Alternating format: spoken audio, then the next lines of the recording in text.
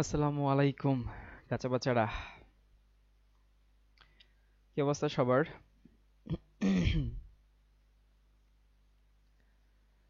কেমন আছো সবাই? সবার দিনকাল কেমন যাচ্ছে? রমজান কেমন যাচ্ছে? ঈদের ছুটির জন্য কেমন এক্সাইটেড? একটু জানাই দাও। আচ্ছা, আকিল আহনাফ এসে অলরেডি আনসার দিয়ে দিছে, সেটা বাসে। তারপরে হচ্ছে দীপ্তি, শক্তি। আর আজকে তোমাদের ঈদের আগে আমার লাস্ট ক্লাস। সো লাস্ট ক্লাসে সবাই একটু চলো আড্ডা ফাড্ডা দেই, কারণ বেশ মাঝখানে কিছুদিন দেখা হবে না, তারপরে গিয়ে আবার ঈদের পরে দেখা হবে। তো এই যে মানে যে কোর্সটা বা যে সেশনটা আসলে শুরু করতেই চাচ্ছিলাম মনে মনে ঈদের পরে, সেই সেশনটা ঈদের আগে শুরু করে ফেললাম এবং 4টা লেকচারও হয়ে গেল। মানে 4টা লেকচার আজকে হয়ে যাচ্ছে, যদি সবকিছু ঠিক থাকে ইনশাল্লাহ আজকে 4 নম্বর ক্লাস হয়ে যাবে। এভাবেই কিন্তু লাইফটা চলে যাচ্ছে।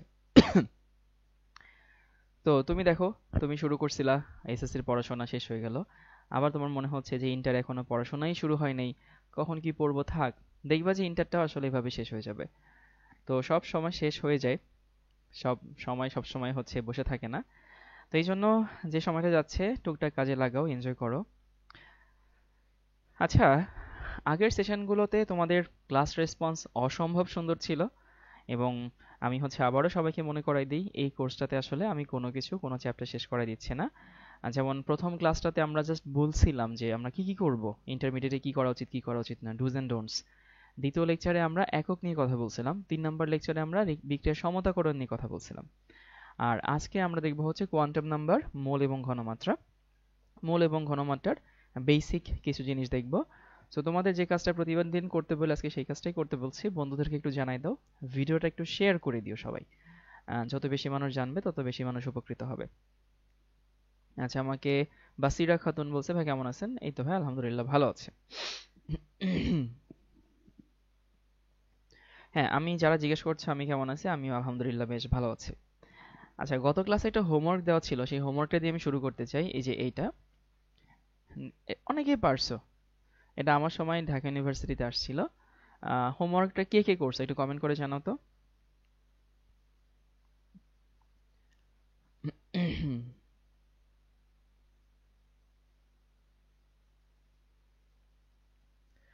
আচ্ছা, আমি করছি। যেমন হচ্ছে আমার কাছে বলছে রুবিনা করছে, সাইমা সালাম দিছে, ওয়ালাইকুম আসসালাম। ফরহাদ ওর বন্ধুকে মেনশন করছে, থ্যাংক ইউ ফরহাদ। তারপর হচ্ছে সেটা বলছে করছি ভাইয়া। আয়েশা বেগম বলছে আচ্ছা সম্ভবত আন্টির আইডি করছে। তারপরে হচ্ছে, হ্যাঁ, এইখানকার সমাধানটা আমি বলে দিচ্ছি। সমাধানটা হচ্ছে এখানে 4। এত মোটা তো হবে না। এইখানে হচ্ছে 4, এইখানে হচ্ছে 5, এইখানে হচ্ছে 4, এইখানে হচ্ছে 6, 45, 46। এমনি মনে রাখলেও হয় 4 5 4 6, এমনি মনে রাখলেও হয়। যেভাবে তোমার মনে রাখতে সুবিধা হয় সেটা হচ্ছে তুমি মনে রাখো। এই সমতাকরণটা আসছিল ঢাকা ইউনিভার্সিটি 2014। আচ্ছা, অনেকে আমাকে ওই দিনই ক্লাসে মধ্যে আনসার বলে দিছিল। হ্যাঁ, তোমরা অনেকে এবার কি করছো জানো, এখানে 2 দিছো, এখানে হচ্ছে 5/2 দিছো, এখানে আবার 2 দিছো, এখানে আবার 3 দিছো। সো 2 5/2 বা 2 2.5, এটা না ভুল না, মানে এখানে আসলে কোনো ভুল নাই। কিন্তু যেটা হয়, তুমি যখন একটা বিক্রিয়াকে সমতাকরণ করবা তখন চেষ্টা করবা ভগ্নাংশ না রাখার জন্য। ইভেন ডিউতে যে অপশনগুলো ছিল সেখানে কিন্তু ইয়া ছিল না, ভগ্নাংশগুলো ছিল না। সেখানে তোমার নর্মালি ছিল, মানে এরকম 4 5 4 6, এই জিনিসটাই ছিল। তো আমরা আজকে কি শিখবো? আমরা শিখবো কোয়ান্টাম সংখ্যা এবং হচ্ছে মৌল ঘনমাত্রা। এবং আবারও বলতেছি যে বেসিক জিনিসটা শিখবো। বেসিক জিনিস মানে কলেজে গিয়ে তোমাকে যেন নতুন করে ওই জিনিসটা আসলে প্রথম না দেখো, সেটার জন্যই আসলে এই ক্লাসগুলো নেওয়া। তো অ্যাজ ইউজুয়াল সবাই একটু বন্ধুদেরকে দোস্তদেরকে ডেকে নিয়ে আসো, যারা এখনো ক্লাসে জয়েন করে নেই এবং প্রতিদিন ক্লাস করে। আজকে লোকজন একটু কম, কারণ এখানে কারণ আছে, অনেকে বেড়াতে গেছে, অনেকে হচ্ছে মানে ঈদের ছুটির মধ্যে চলে গেছে। তারপরেও আমরা চাইবো যত বেশি মানুষ এখানে জয়েন করে। ফ্রি তো আছো, বাসায় তো আছো। আচ্ছা, সেটা বলছে এরকম যদি অজানা বিক্রিয়া দেয় তাহলে এমসিকিউ এর আনসার গুলো মিলাতে হবে না ভাইয়া? হ্যাঁ, তখন হচ্ছে আমাদেরকে ক্রস চেক করতে হয়। মানে এমসিকিউ তে তো অপশন গুলো দেওয়া থাকে, ওগুলো মানে পেছনে হচ্ছে মিলাইতে তারপর আনসারটা বের হয়। আমি কোয়ান্টাম সংখ্যা নিয়ে তোমাদেরকে এই বেসিকটুকু বলছিলাম যে কোয়ান্টাম সংখ্যা কি করে। কোয়ান্টাম সংখ্যা ইলেকট্রনকে এক্সপ্লেইন করে। এখন ইলেকট্রনকে এক্সপ্লেইন করে মানে হচ্ছে, এরকম একটা উদাহরণ দিছিলাম যে আমি যদি কাউকে খুঁজতে চাই রাজ্জাকরে, তাহলে ওর বাড়ি যেতে হয়, তারপরে ওর কোন ফ্লোরে সে থাকে সেটা হচ্ছে জানতে হয়, কোন ফ্ল্যাটে থাকে সেটা জানতে হয়, তারপর কোন রুমে থাকে সেটা জানতে হয়, এবং তারপরে গিয়ে ও আসলে উত্তর দক্ষিণ বরাবর শুয়ে আছে না দক্ষিণ উত্তর বরাবর শুয়ে আছে সেটা জানতে হয়। এটা একটা মানুষের লোকেশনের জন্য জানতে হয়। ঠিক সেরকম একটা পরমাণুর যখন আমাকে লোকেশন বের করতে হয় ইলেকট্রনের, তখন আমাকে পরমাণু, সেই পরমাণু জানতে হয়, শক্তি স্তর জানতে হয়। শক্তি স্তরকে আমরা অরবিট বলি, কক্ষপথ বলি বা শেল বলি, KLMN এগুলো বলছিলাম। শক্তি স্তরের মধ্যে অনেকগুলো উপশক্তি স্তর থাকে, বা শেলের মধ্যে অনেকগুলো সাবশেল থাকে, যেমন SPDF, এগুলো সাবশেল। সাবশেলের মধ্যে আবার অনেকগুলো অরবিটাল থাকে। সো এই জিনিসগুলো তোমাদেরকে আমি বোঝানোর চেষ্টা করছিলাম যে একটা ইলেকট্রনকে লোকেট করতে গেলে বা একটা ইলেকট্রনকে ডিসক্রাইব করতে গেলে আমাকে পরমাণু জানতে হয়, শক্তি স্তর জানতে হয়, উপশক্তি স্তর জানতে হয়, অরবিটাল জানতে হয়, আর সে কোন দিকে স্পিন করছে, মানে ক্লকওয়াইজ না কাউন্টার ক্লকওয়াইজ, এই জিনিসগুলো জানতে হয়। তো এই যে যেহেতু হচ্ছে পরমাণু তো আমরা জেনেই গেছি, যেহেতু হচ্ছে শক্তি স্তর, উপশক্তি স্তর, অরবিটাল এবং হচ্ছে ইলেকট্রনের স্পিন, এই চারটা জিনিস প্রকাশের জন্য চার টাইপের কোয়ান্টাম নাম্বার আছে। প্রধান কোয়ান্টাম নাম্বার দিয়ে শুরু করছিলাম, একটা একটা করে আমরা পড়বো, ধীরে সুস্থেই পড়বো। প্রধান কোয়ান্টাম নাম্বার, সহকারী কোয়ান্টাম নাম্বার, চুম্বক quantum number, spin quantum number. আমরা প্রধান কোয়ান্টাম নাম্বার নিয়ে কথা শুরু করছিলাম এবং সেখানে বলছিলাম প্রধান কোয়ান্টাম নাম্বারের মান হয় পজিটিভ ইন্টিজার, মানে ধনাত্মক পূর্ণ সংখ্যা হয়। এখানে কোনো হচ্ছে আমাদের পিএক্স পিওয়াই বুঝি নেই স্যার, সমস্যা নেই, আমরা এখন বুঝবো, মানে এটা আমরা আসলে বুঝবো, কারণ এটা তো এখনো শেষ হয় নাই। সো এন এর মান 1 2 3 4 5 6 এরকম পজিটিভ ইন্টিজার হয়। ওকে, ভালো কথা। এন এর মান 1 হইলে কে শেল, 2 হইলে এল শেল, 3 হইলে এম শেল, 4 হইলে এন শেল। এই যে কে এল এম এন চলতে থাকবে। ওকে, তারপরে আমরা দেখলাম হচ্ছে যে এগুলো দিয়ে শেল বোঝায়, শক্তি স্তর বোঝায়। অনেক নামে রাখতে পারো, শক্তি স্তর নামে রাখতে পারো, অরবিট নামে রাখতে পারো, কক্ষপথ নামে রাখতে পারো, শেল নামে রাখতে পারো। এবং দেখো তো এন এর মান যত বড় হয় তত কি শক্তি স্তর বড় হইতেছে না? প্রথম শক্তি স্তর থেকে দ্বিতীয় শক্তি স্তর বড়, দ্বিতীয় শক্তি স্তর থেকে তৃতীয় শক্তি স্তর বড়, চতুর্থ শক্তি স্তর আরো বড়, মানে যত বড় হবে এন এর মান যত বড় হয় শক্তি স্তর তত বড় হয়। সো আমরা বলছিলাম যে একটা কক্ষপথের ব্যাসার্ধ এন স্কোয়ার এর সমানুপাতিক। তারপরে তোমাদেরকে একটা ম্যাথ করাইছিলাম যে একটা হচ্ছে 8 গুণ বেশি আর একটা হচ্ছে 9 গুণ। এই পর্যন্ত হচ্ছে আমাদের পড়াশোনা ছিল গতকাল পর্যন্ত। এবার সবাই একটু লিখে নাও সহকারী কোয়ান্টাম সংখ্যা।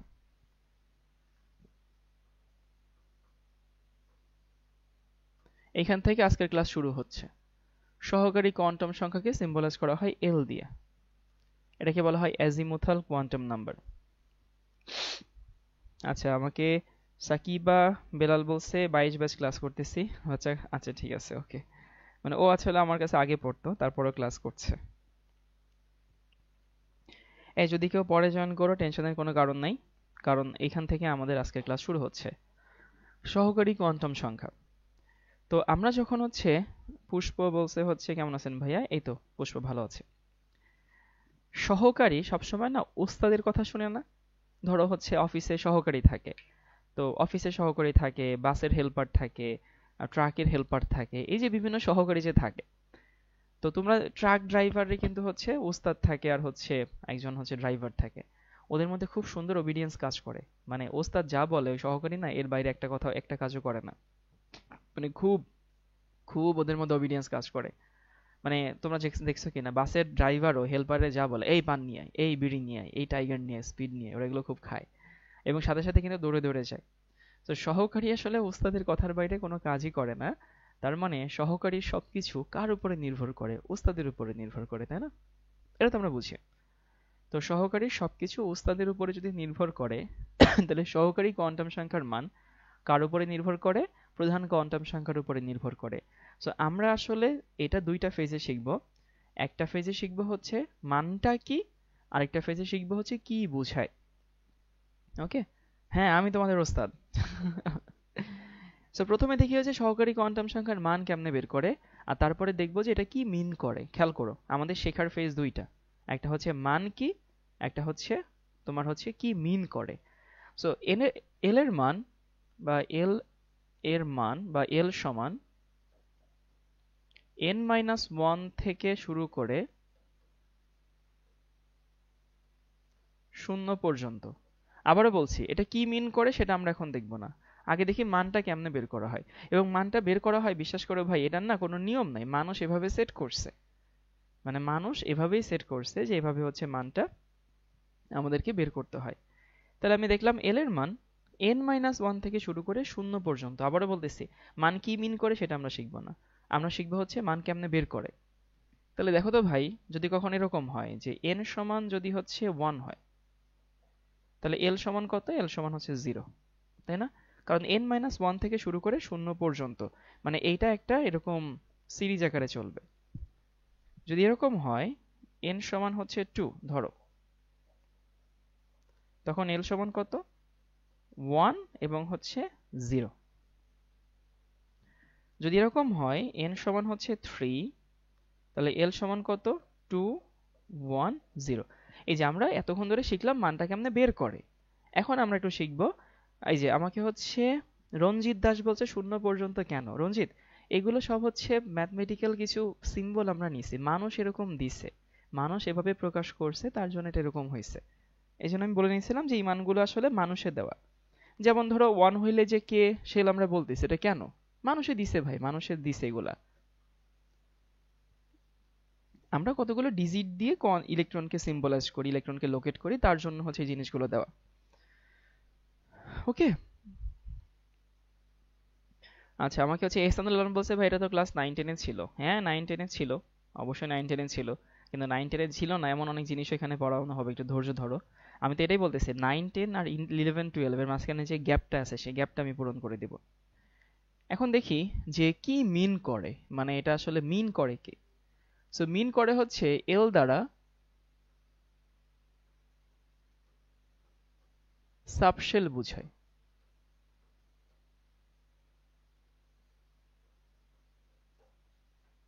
কি বুঝায় ভাইয়া? সাবশেল বা উপশক্তি স্তর বুঝায়। কিরকম? এই যে বললাম না যে তোমাদেরকে একটা মানুষকে লোকেট করতে গেলে তার কি কি থাকা লাগে, বাড়ি জানতে হয়, ফ্লোর জানতে হয়। সো আমি পরমাণু জানলাম, শক্তি স্তর জানলাম, এন এর মাধ্যমে জানলাম সে কোন শক্তি স্তরে আছে। এখন আমি সাবশেল মানে এল এর মাধ্যমে জানবো সে কোন উপশক্তি স্তরে আছে।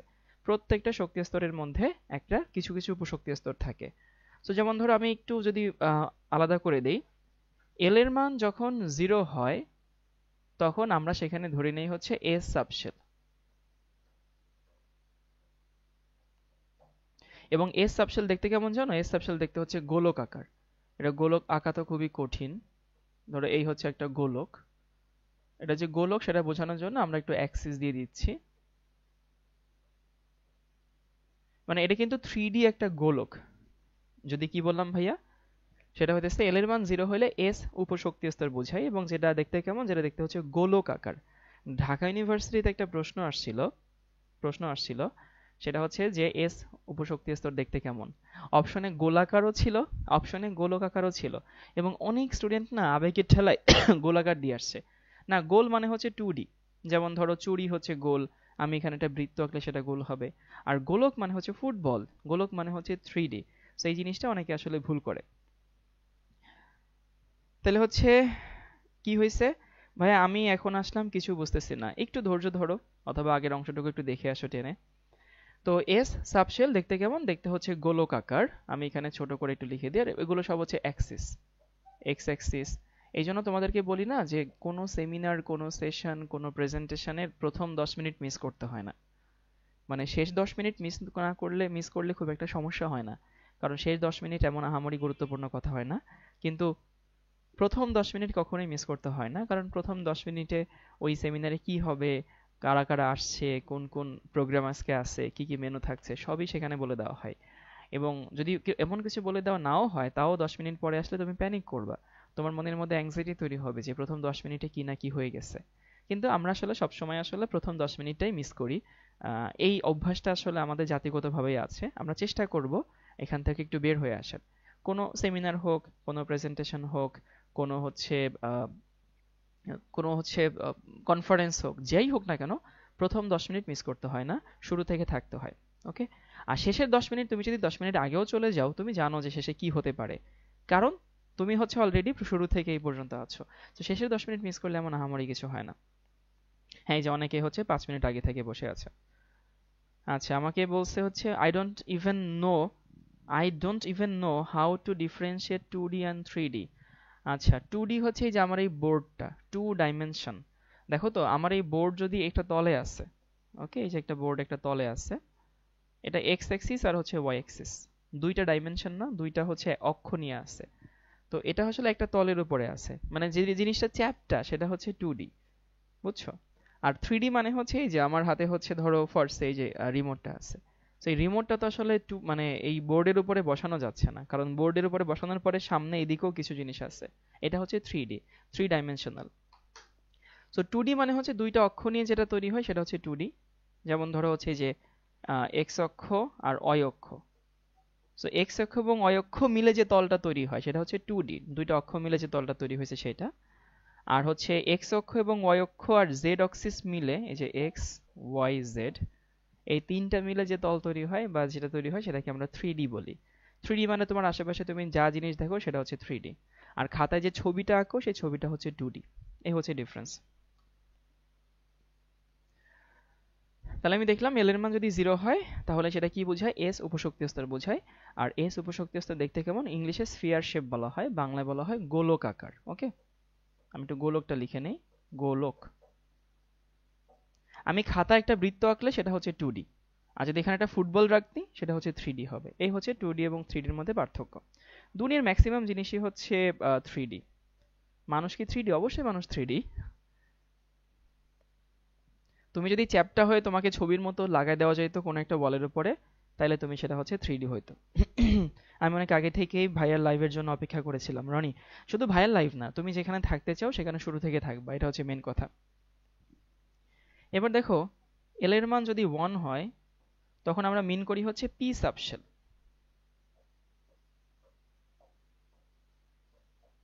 পি সাবশেল দেখতে হচ্ছে অনেকটা এরকম, মানে বাইরে হচ্ছে দুই পাশে মোটা, মাঝখানে হচ্ছে চিকন। এখন দুই পাশে মোটা মাঝখানে চিকন, এটা অনেকটা ডাম্বেল না? তোমরা তো বোধহয় ডাম্বেল ছিল, দেখবা যে যারা ওয়ার্কআউট করে যে হাতের মাসেল বানায় যেটা দিয়ে, ওটাকে ডাম্বেল বলি। তো এল এর মান 0 হইলে এ সাবশেল, এন এর মান 1 হইলে পি সাবশেল। পি সাবশেল দেখতে হচ্ছে ডাম্বেল শেপ।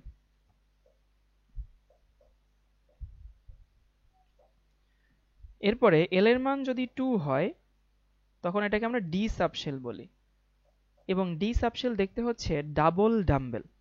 ডাবল ডাম্বেল মানে হচ্ছে এখানে এই দেখো এই একটা ডাম্বেল, এই যে একটা ডাম্বেল, আর এই পাশে আরেকটা ডাম্বেল আছে। তাহলে ওইটা হচ্ছে ডাম্বেল, আর এটা হচ্ছে কি? এটা হচ্ছে আমাদের ডাবল ডাম্বেল। আর এরপরে দরকার নেই, এইটুকু জানলেই হইতেছে। তাইলে আমরা কি শিখছি? আমরা সহকারী কোয়ান্টাম নাম্বার দিয়ে আজকে ক্লাস শুরু করছি। তো সহকারী কোয়ান্টাম সংখ্যা মানে কি? সহকারী কোয়ান্টাম সংখ্যা হচ্ছে, আগে দেখলাম মানগুলো কেমনে বের করে। মানগুলো বের করা হয় হচ্ছে এল এর মান n-1 থেকে শুরু করে কি পর্যন্ত? 0 পর্যন্ত। কি বললাম ভাইয়া? n-1 থেকে শুরু করে 0 পর্যন্ত। সো মানগুলো কি হয় সেটা দেখছি। তারপর দেখি এল এর মান কি মিন করে। এল এর মান সাবশেল মিন করে। 0 হইলে এস সাবশেল, 1 হইলে পি সাবশেল, 2 হইলে ডি সাবশেল, 3 হইলে এফ সাবশেল। আর দরকার নেই আমাদের ওই পর্যন্ত, এটুকু জানলেই হইতেছে তিনটা। তাহলে 0 হইলে এস, 1 হইলে পি, 2 হইলে ডি। মনে রাখো 0 হইলে এস, 1 হইলে পি, 2 হইলে ডি। 0 হইলে এস, 1 হইলে পি, 2 হইলে ডি। এবং এস হইলে গোলক আকৃতির, পি হইলে ডাম্বেল আকৃতির, এবং ডি হইলে ডাবল ডাম্বেল আকৃতির। এই যে আমি আকৃতি বলতেছি, একটা হচ্ছে গোলক, একটা হচ্ছে ডাম্বেল, একটা ডাবল ডাম্বেল।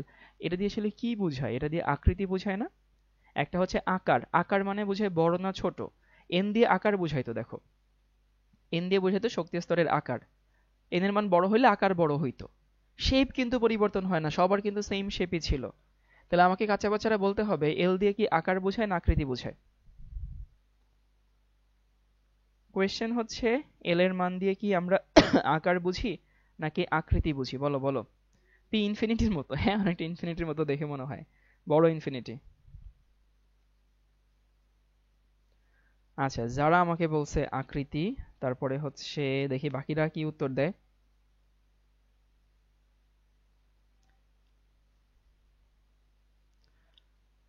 নূর হোসেন আকৃতি, তারপরে হচ্ছে অপু বণিক আকৃতি, তারপরে হচ্ছে রুবিনা আকৃতি, তারপরে হচ্ছে ইফতেখার বলছে আকৃতি, অমি বলছে আকৃতি। এটা সবাই বুঝছো।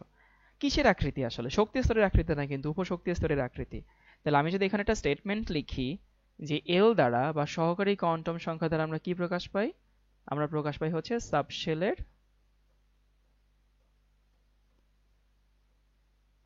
সাবশেলের আকৃতি। ওকে,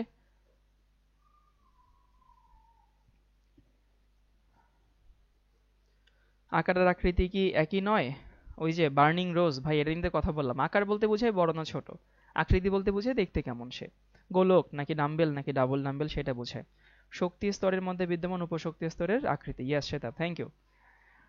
ওকে, এখন এখান থেকে কিছু মজার মজার প্রশ্ন আসে। মজার মজার প্রশ্নগুলো তোমাদেরকে একটু দেখাই। তাহলে আমি দেখো তো ভাই, এন এর মান যখন হচ্ছে 1 তখন এল এর মান হচ্ছে 0। তাহলে 1 এর জন্য একটা উপশক্তি স্তর হয়, সেটা হচ্ছে 1s উপশক্তি স্তর, তাই না? এন এর মান যখন হয় 2 তখন এল এর মান হয় হচ্ছে 1 এবং হচ্ছে 0। তাহলে দেখো তো ভাই, 2 এর জন্য s হয়, বা আমি এভাবে লিখি 0 হয় এবং 1 হয়। তাহলে 2 এর জন্য s হয়, 2 এর জন্য p হয়। কারণ 2 এর জন্য n এর মান 2, 2 এর জন্য হচ্ছে কি, 2 এর জন্য হচ্ছে s, 2 এর জন্য হচ্ছে p। n এর মান যখন হচ্ছে 3 হয় তখন l এর মান হয় হচ্ছে 0, 1 এবং হচ্ছে 2। তাহলে এখানে কি হবে? এখানে হচ্ছে 3 এর জন্য s হয়, 3 এর জন্য p হয় এবং 3 এর জন্য d হয়। সো একটা বিখ্যাত প্রশ্ন এখান থেকে পরীক্ষায় এত বেশি পরিমাণ আসে, স্টুডেন্ট আজ কম কম মনে হচ্ছে। হ্যাঁ, এমনিতেই হচ্ছে আমাদের মধ্যে একটা টেন্ডেন্সি আছে, আমরা যে কোনো কাজ খুব আগ্রহ নিয়ে শুরু করি, তারপরে গিয়ে না আমাদের ওই মোটিভেশনটা থাকে না। তোমাদেরকে বলছিলাম না, মোটিভেশন ডিসিপ্লিন। তো এবং এই জন্যই হচ্ছে ম্যাক্সিমাম মানুষ শাইন করে না, ম্যাক্সিমাম মানুষ হচ্ছে তোমার হচ্ছে শেষ পর্যন্ত গিয়ে ঝরে যায়। তবে যারা আসলে এই ধৈর্যটা রাখতে পারে, যারা এই ব্যাপারটাকে ধারণ করতে পারে, তারা শেষে গিয়ে ভালো করে। এটা একটা ইস্যু। আরেকটা ইস্যু হচ্ছে যে সামনে তো হচ্ছে আমাদের ঈদ, অনেক ঈদের ছুটিতে গেছে, সো হয়তো অনেকে রেকর্ড করে নিবে, কিন্তু লাইভে থাকার মাহাত্ম্য সবসময় বেশি। এই যে ডিসিপ্লিনের মধ্যে থাকতে হবে, ক্লাস করা, নোট আপলোড করা, এই যে একটা যে ডিসিপ্লিন, একটা হচ্ছে রুটিন, এই রুটিনের মধ্যে থাকলে জিনিসটা শুকনোর মতো শেষ হয়ে যায়। তোমার মনে হয় না যে হচ্ছে সবাই তো আসলে শুরু করে, বাট কেন সবাই শেষ পর্যন্ত যায় না? কারণ সবাই শেষ পর্যন্ত যাবে না, মানে দ্যাটস দ্য রিয়েলিটি। এটা তোমাকে মানতে হবে। যারা শেষ পর্যন্ত ধৈর্য ধরে থাকে, যারা শেষ পর্যন্ত হচ্ছে নিজেকে সংযত রাখে, তারাই ভালো কিছু করে। তো এখান থেকে একটা বিখ্যাত প্রশ্ন আসে, সেটা হচ্ছে তোমাদেরকে একটু দেখাই যে 2D কি পসিবল কিনা। 2D পসিবল, এটা যে কি পরিমাণ আসবে কলেজে দেখবা। খুব বিখ্যাত প্রশ্ন যে 2D পসিবল কিনা। আমরা জানি 2D হচ্ছে, এই 2D মানে ওই 2 ডাইমেনশনাল না, এটা হচ্ছে 2D উপশক্তি স্তর। সো 2D কি পসিবল? না, 2D হচ্ছে পসিবল না। কেন পসিবল না? দেখো তো, এখানে n এর মান কত? n এর মান হচ্ছে 2। তাহলে l এর মান কি পাওয়া যাবে? l এর মান পাওয়া যাবে হচ্ছে 0 এবং হচ্ছে 1, তাই না? এখন 0 এর জন্য তুমি s পাচ্ছ, আর 1 এর জন্য তুমি p পাচ্ছ। তুমি কোনো d এর জন্য পাচ্ছ না, মানে 2 পাইতেছ না। সো যেহেতু এখানে কোনো 2 হয় না, কোনো 2 হয় না মানে হচ্ছে কোনো d এখানে হয় না। এই হচ্ছে আমাদের আনসার, যে 2D কেন পাওয়া যাচ্ছে না। ঠিক আছে?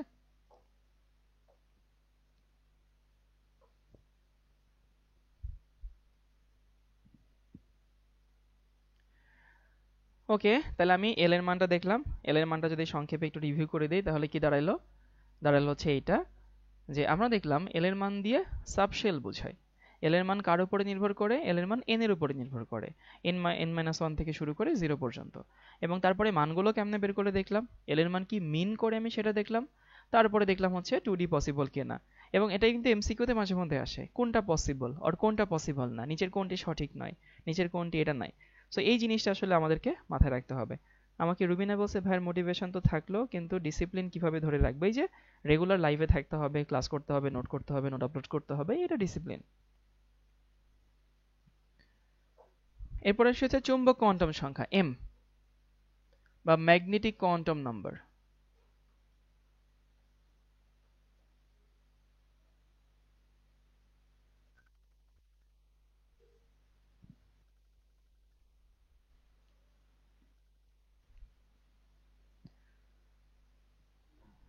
ডাম্বেলগুলো কি 3D? হ্যাঁ, 3।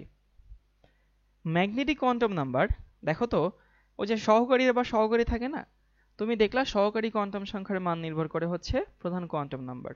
তাহলে ম্যাগনেটিক কোয়ান্টাম নাম্বারের মানটা কার উপরে নির্ভর করে? সহকারী কোয়ান্টাম সংখ্যার উপরে নির্ভর করে।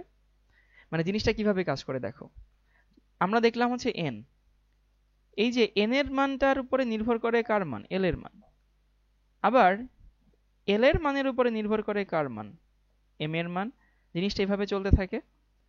তাহলে আমি মোটামুটি দেখলাম যে এই ম্যাগনেটিক কোয়ান্টাম নাম্বারের মান হচ্ছে এম।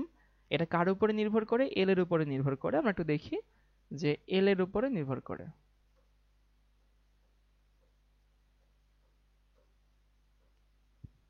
তো আমি আবারও বলতেছি, দেখো আমরা দুইটা সেগমেন্টে শিখব।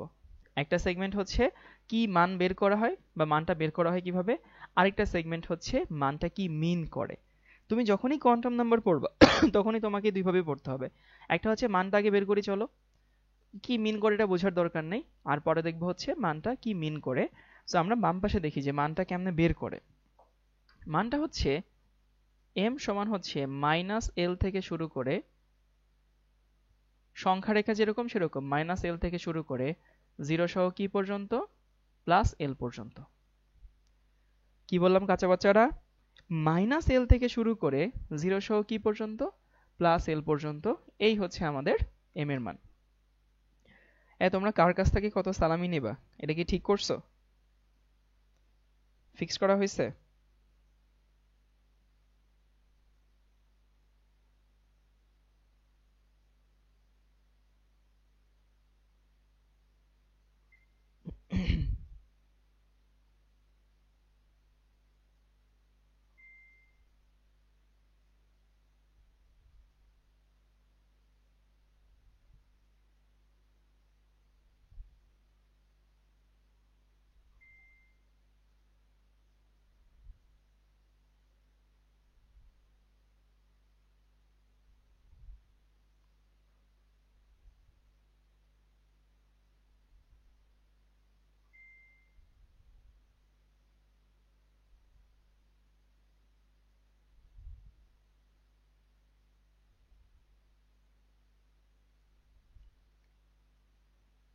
আমি কত দিব?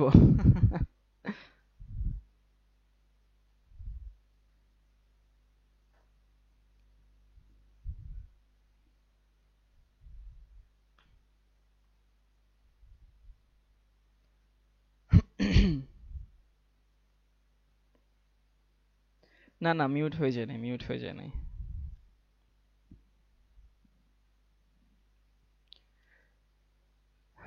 ওকে, ঈদ মুবারক ভাই, সালামি দেন। ঈদের দিন সকালবেলা হচ্ছে বড় জারি পাবা, যে যাকেই মনে হবে যে তোমার থেকে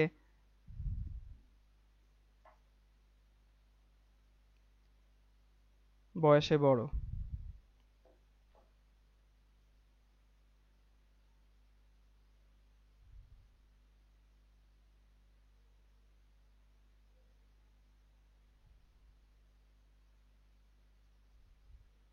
দাঁড়াও 1 মিনিট।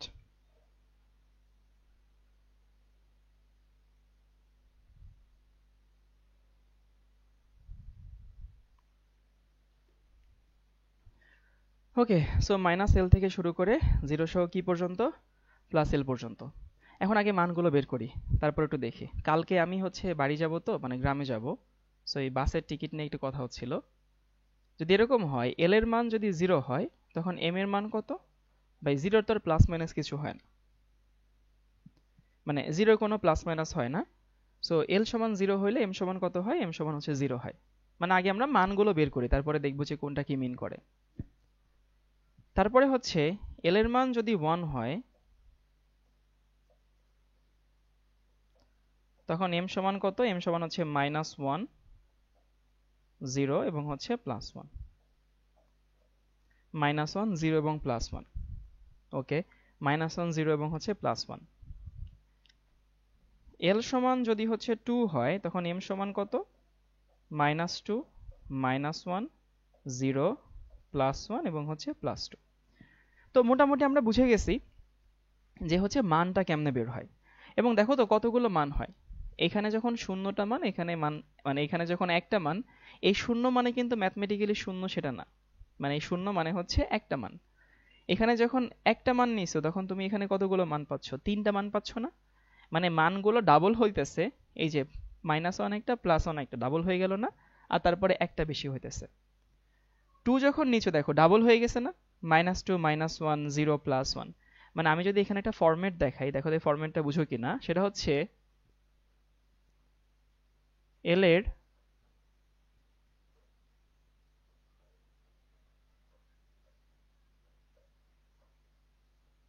যে কোনো মানের জন্য এম এর 12+1 সংখ্যক ভ্যালু হয়।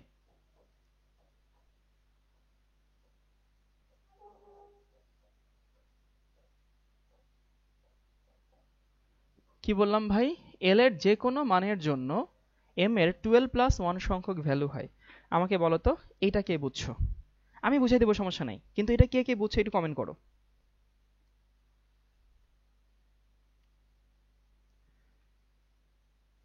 এল এর যে কোনো মানের জন্য এম এর 12+1 সংখ্যক ভ্যালু হয়, এটা একটু কে কে বুঝছো বলো। আচ্ছা, আমাকে মাহি বলছে, আমি বুঝি। ওকে, দেখি বাকি কে বুঝতে পারে। বুঝছি বুঝছি, জি ভাই বুঝছি। আচ্ছা, যারা বুঝো নাই তাদের জন্য বলতেছি কেমনে হয়েছে। তুমি যদি এখানে 2l মানে l এর মানটা যদি 0 বসাও, দেখো এখানে তো l এর মান 0, তাহলে 2 × 0 + 1 মানে 1 থাকে না? অর্থাৎ সেখানে হচ্ছে কি পাই, সেখানে হচ্ছে একটা মান পাচ্ছে। এই যে একটা মান পাইছি। l এর মানটা এখানে 1 বসাও, এই যে এখানে 1 বসাও, তাহলে 2 × 1 মানে কি 3টা। দেখো এখানে 3টা মান পাচ্ছ।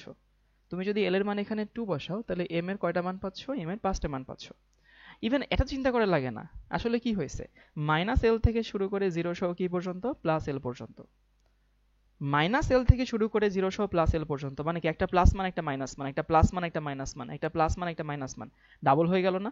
আর এই 1 কেন? এই 1টা হইতে হচ্ছে মাঝখানে হচ্ছে শূন্যের জন্য। তাহলে আমরা মোটামুটি বুঝে গেছি যে কি মানটা কেমনে বের করতে হয়। এখন আমরা দেখব যে মানটা কি মিন করে। তাহলে খেয়াল করছো, ম্যাগনেটিক কোয়ান্টাম নাম্বার হচ্ছে m। ওকে, ভালো কথা, m। m এর মান দিয়ে কি বুঝায়? m এর মান দিয়ে কি বুঝে পড়ে? আগে দেখি m এর মান কেমনে বের করে।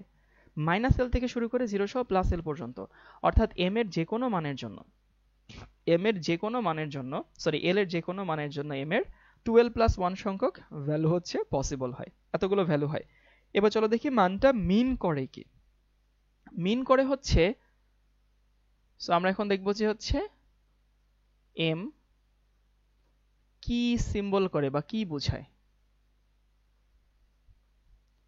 m দ্বারা বোঝায় হচ্ছে সাবশেলের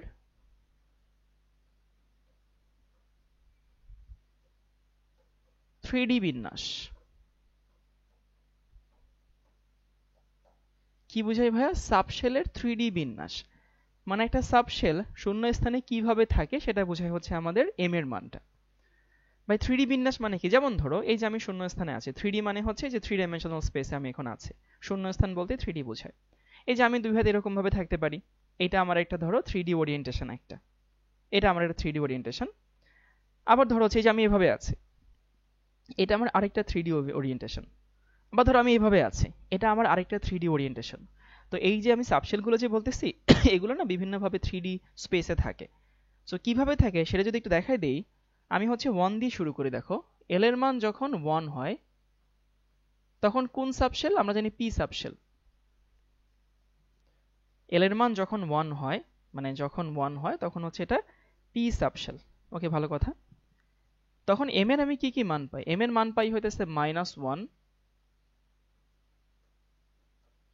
এখানে 0, এখানে হচ্ছে +1।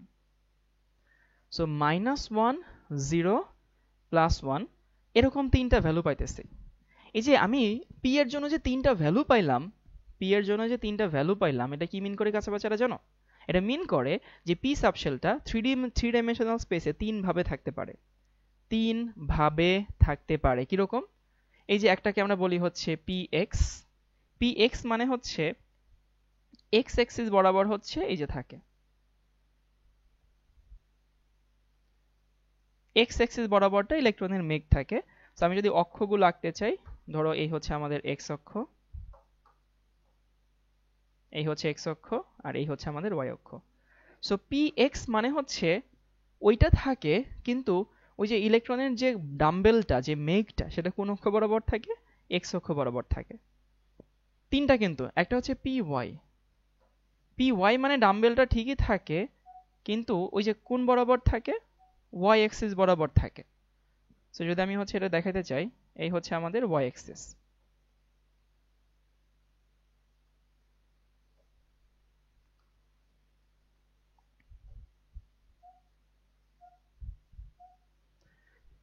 pz যেটা শূন্যস্থানে বা বোর্ডে ওই যে z অ্যাক্সিস আঁকাটা খুবই কঠিন, কিন্তু তারপরে একটু এঁকে দেখাই। ধরো এটা হচ্ছে আমার x অ্যাক্সিস, এই হচ্ছে আমার x অ্যাক্সিস, ধরো এই হচ্ছে আমার y অ্যাক্সিস, আর নর্মাল এরকম কোনাকুনি z অ্যাক্সিস দেওয়া হয়। সো এই হচ্ছে আমাদের z অ্যাক্সিস। ওকে,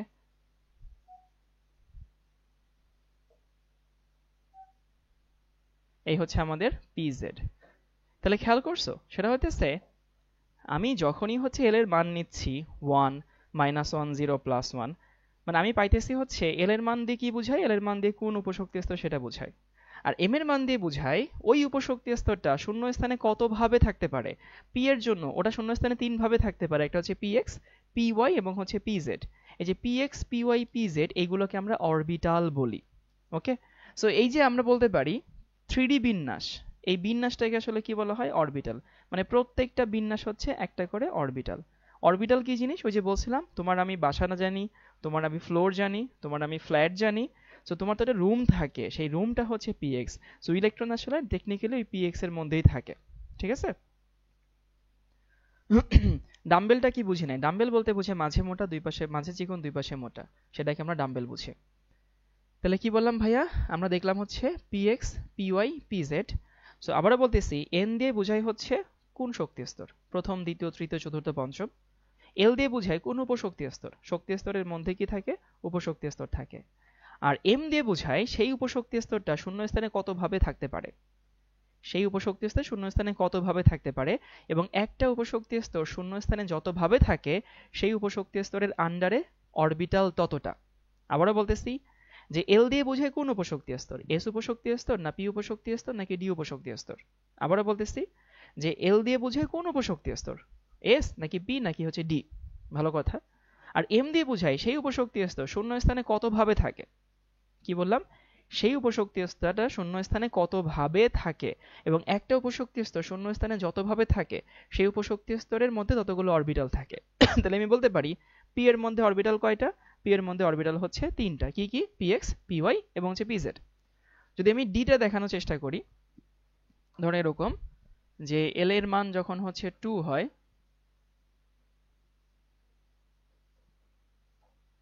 তখন এম এর মান কত হবে? এম এর মান হবে -2, -1, 0, +1 এবং হচ্ছে +2। এখানে সবাইকে একটু বলে দিতে চাই, ধরো আগেরটাই দেখাই, +1 এবং +2।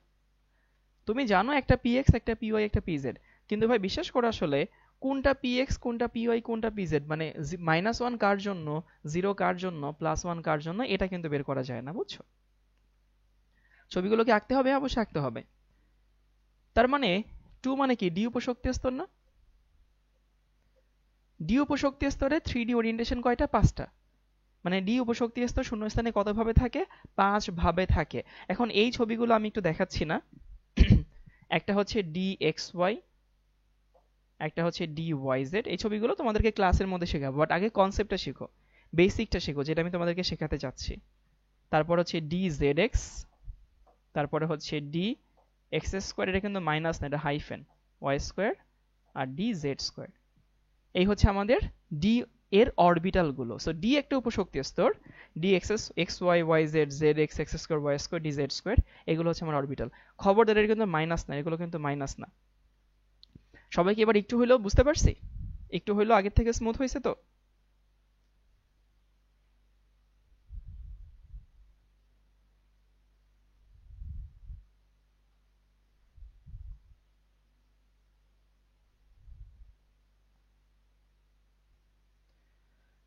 তাইলে ইভেন হচ্ছে যদি আমি এস এর ক্ষেত্রে দেখাই, এস এর ক্ষেত্রে কেন আগে থেকে দেখাই নাই?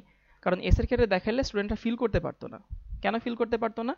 কারণ দেখো ভাই, এল এর মান যখন হচ্ছে তোমার 0 হয়, এস, তখন এম এর মানও 0।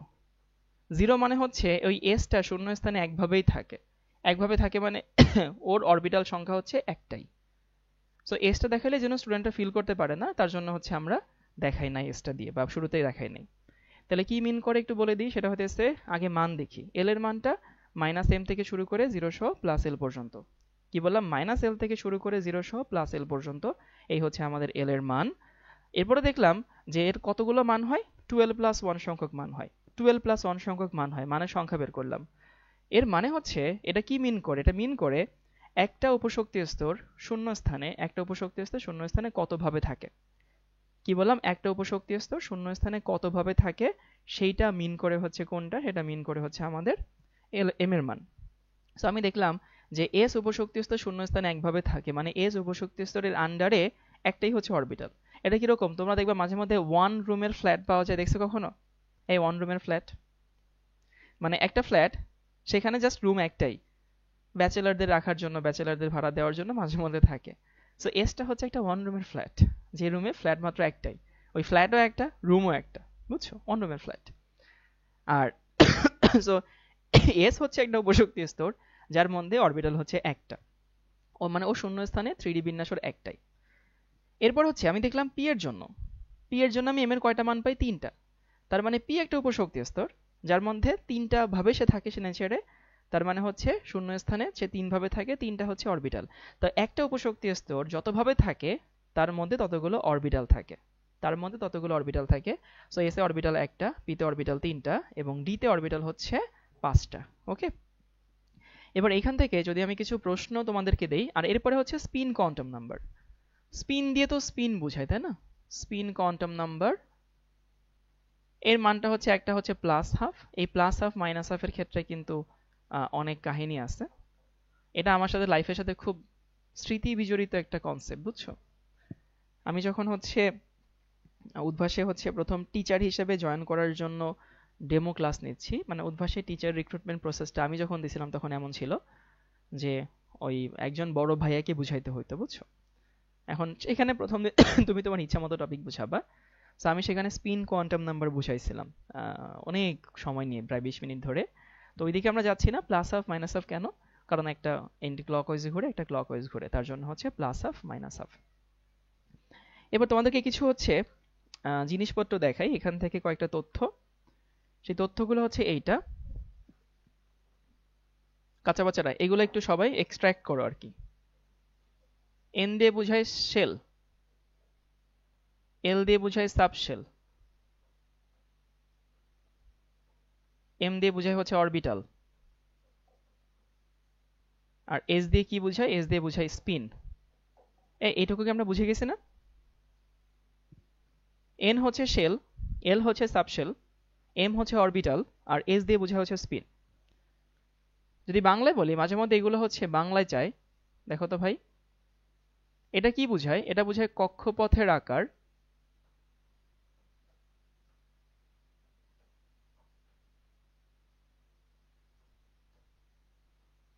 তাই না? এটা কক্ষপথের আকার বোঝায়। এটা হচ্ছে উপকক্ষপথ বা উপশক্তি স্তর, যাই বলো, উপকক্ষপথের আকৃতি বোঝায়, তাই তো? এটা হচ্ছে কক্ষপথের আকার, এটা হচ্ছে উপকক্ষপথের আকৃতি। এম দিয়ে বোঝায় হচ্ছে উপকক্ষপথের বা উপশক্তি স্তরের 3D বিন্যাস সংখ্যা, মানে কতভাবে সে থাকতে পারে, 3D বিন্যাস সংখ্যা।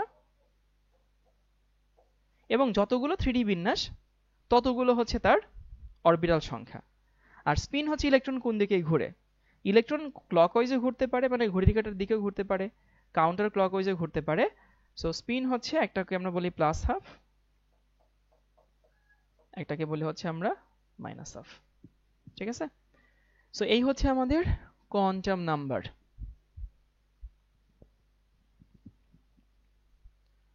সবার কি লেখা হয়েছে? এটুকু লেখা হলে সবাই একটু ডান লিখো।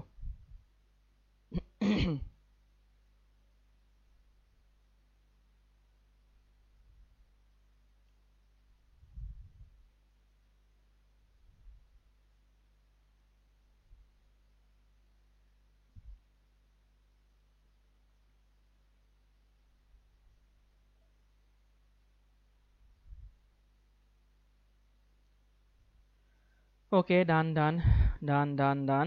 আচ্ছা ঠিক আছে, এরপরে আমরা কিছু প্রবলেম সলভ করি। দেখো তো ভাই, ইলেকট্রন সংখ্যা যদি হয়, ধরো তোমাকে পরীক্ষায় বের করতে বললো ইলেকট্রন সংখ্যা, না আগে আচ্ছা ইলেকট্রন সংখ্যাই বের করতে বলি। পরীক্ষা এমন একটা প্রশ্ন চাইলো যে কোন একটা শক্তি স্তরে ইলেকট্রন সংখ্যা থাকলো। তুমি যখন ইলেকট্রন সংখ্যা বের করবা, ধরো যে তোমাকে কোন একটা শক্তি স্তর দিয়ে বললো এই শক্তি স্তরে কতগুলো ইলেকট্রন থাকে সেটা বের করো। তাহলে আমরা এরকম একটা ফর্মুলা তো মুখস্থ করছি 2n², তাই না? যদি আমাদেরকে হচ্ছে n এর ভ্যালু দেওয়া থাকে যে দ্বিতীয় শক্তি স্তরে ইলেকট্রন সংখ্যা বের করো, বা তৃতীয় শক্তি স্তরে ইলেকট্রন বের করো, বা চতুর্থ শক্তি স্তরে ইলেকট্রন বের করো, তাহলে সেখানে আনসার হচ্ছে 2n²। কিন্তু আমাদেরকে যদি n এর মান না দিয়ে l এর মান দেওয়া থাকে, তোমরা কি জানো প্রতিটা অরবিটালে 2টা করে ইলেকট্রন থাকে? জানি এটা, কে কে জানো বলো। প্রতিটা অরবিটালে 2টা করে ইলেকট্রন থাকে, কে কে জানি? কি বললাম ভাইয়া? প্রতিটা অরবিটালে 2টা করে ইলেকট্রন থাকে, এটা আমরা অনেকেই জানি বা অনেকেই জানার কথা, এটা এটা জানা উচিত। তাহলে আমি দেখলাম অরবিটাল সংখ্যা কত ছিল, 12+1 না? কারণ m এর যতগুলো মান ততগুলো অরবিটাল, তাহলে অরবিটাল হচ্ছে 12+1, তাহলে ইলেকট্রন কি হবে? ইলেকট্রন হবে হচ্ছে 2 × 12+1, 2 × 12+1। ওকে, অনেকেই জানে। তাহলে খেয়াল করছো, ইলেকট্রন সংখ্যা যদি তোমাকে n এর ভ্যালু প্রশ্নে দেওয়া থাকে তাহলে এই ফর্মুলা 2n², আর তোমাকে যদি l এর ভ্যালু দেওয়া থাকে প্রশ্নে তাহলে হচ্ছে 2 × 12+1। এটা দিয়ে বের করা যায়, এটা দিয়ে বের করা যায়, কোনো সমস্যা নাই। মাঝে মধ্যে না অরবিটাল সংখ্যা চাই, বুঝছো?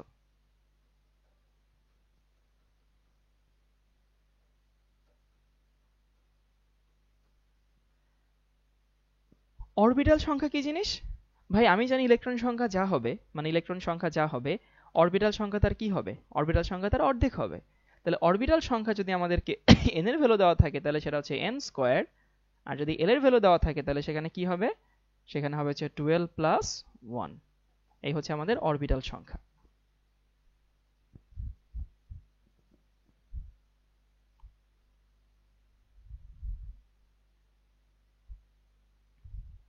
হুম, এই তো বুঝে গেছো। এবার আমরা আরো কিছু প্রবলেম সলভ করি। যেমন এই প্রশ্নটা মাঝে মধ্যে পরীক্ষায় আসে যে তৃতীয় শক্তি স্তরে ইলেকট্রন সংখ্যা গণনা করো। ধরো সিকিউতে আসলো আর কি, তৃতীয় স্তরে ইলেকট্রন সংখ্যা কত বের করতে বলছে, এই হচ্ছে তোমার কোয়েশ্চেন।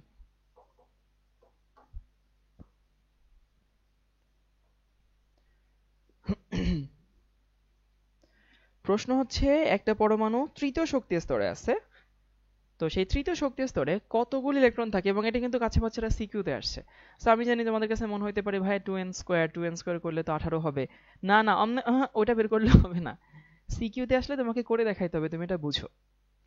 হ্যাঁ, আমাকে হচ্ছে যারা বলছে 18, দীপ্তি বলছে 18, হালিমা বেগম বলছে 18, আহনাফ বলছে 18, আকিল আহনাফ বলছে 18, সেটা তো আমি জানি 18, কিন্তু তোমাকে কোয়ান্টাম সংখ্যা বের করে দেখাইতে হবে। আমরা একটু কোয়ান্টাম সংখ্যা বের করে দেখাই। আচ্ছা, তৃতীয় শক্তি স্তর মানে n সমান কত? n সমান হচ্ছে 3। মানে এই প্রশ্ন যখন স্যার করেন, স্যারের তো একটা উদ্দেশ্য থাকে না, আমি কি জানতে চাই, বুঝছো? তো যখন হচ্ছে তৃতীয় শক্তি স্তর বের করলাম, n এর মান হচ্ছে 3। সো স্যার কিন্তু আসলে এই প্রশ্ন করা মানে তোমার কাছে এটা জানতে চাই নাই তুমি ইলেকট্রনের সংখ্যাটা জানো কিনা। স্যার কিন্তু এটা জানতে চাইছেন যে তুমি আসলে কোয়ান্টাম সংখ্যার কনসেপ্টে রাখো কিনা। প্রশ্নকর্তার তো একটা উদ্দেশ্য থাকে, উদ্দেশ্য হচ্ছে এটা। n সমান 3, তাহলে l সমান কত? 0, 1 এবং 2, তাই না? বা এখানে লিখি যে আমি l সমান কি পাচ্ছি, l সমান একটা পাচ্ছি হচ্ছে 0, একটা পাচ্ছি 1 এবং একটা পাচ্ছি 2, এই তো।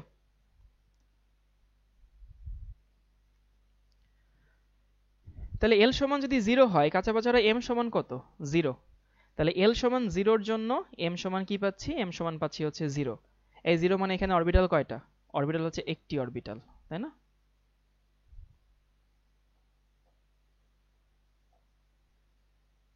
একটি অরবিটাল। l এর মান যখন 1 তখন m এর মান কি? আমি এখন হচ্ছে এভাবে লিখি +-1, মানে এখানে দুইটা মান আর হচ্ছে 0। তার মানে এখানে কয়টা অরবিটাল? তিনটা অরবিটাল। l এর মান যখন 2, m সমান কত? m সমান হচ্ছে +-2 +-1 0। এখানে কয়টা অরবিটাল, এখানে 5টা অরবিটাল। তাহলে মোট অরবিটাল দাঁড়ালো কয়টা? মোট অরবিটাল দাঁড়ালো হচ্ছে 9টা, তাই না? অরবিটাল যদি 9টা হয়, আমরা জানি ইলেকট্রন কয়টা হবে, এর ডাবল হবে। সো ইলেকট্রন ডাবল মানে হচ্ছে ইলেকট্রন কত হবে, ইলেকট্রন হবে হচ্ছে ই সমান হচ্ছে 9 ইন্টু 2 মানে কয়টা, মানে হচ্ছে 18টা। এই যে ইজি পিজি লেমন স্কুইজি। এমনি তোমাকে দেখাইতে হবে, ওই ইয়া দেখাইলে হবে না 2n স্কোয়ার যদি সিকিউতে আসে। এটা কি বুঝতে পারছি সবাই?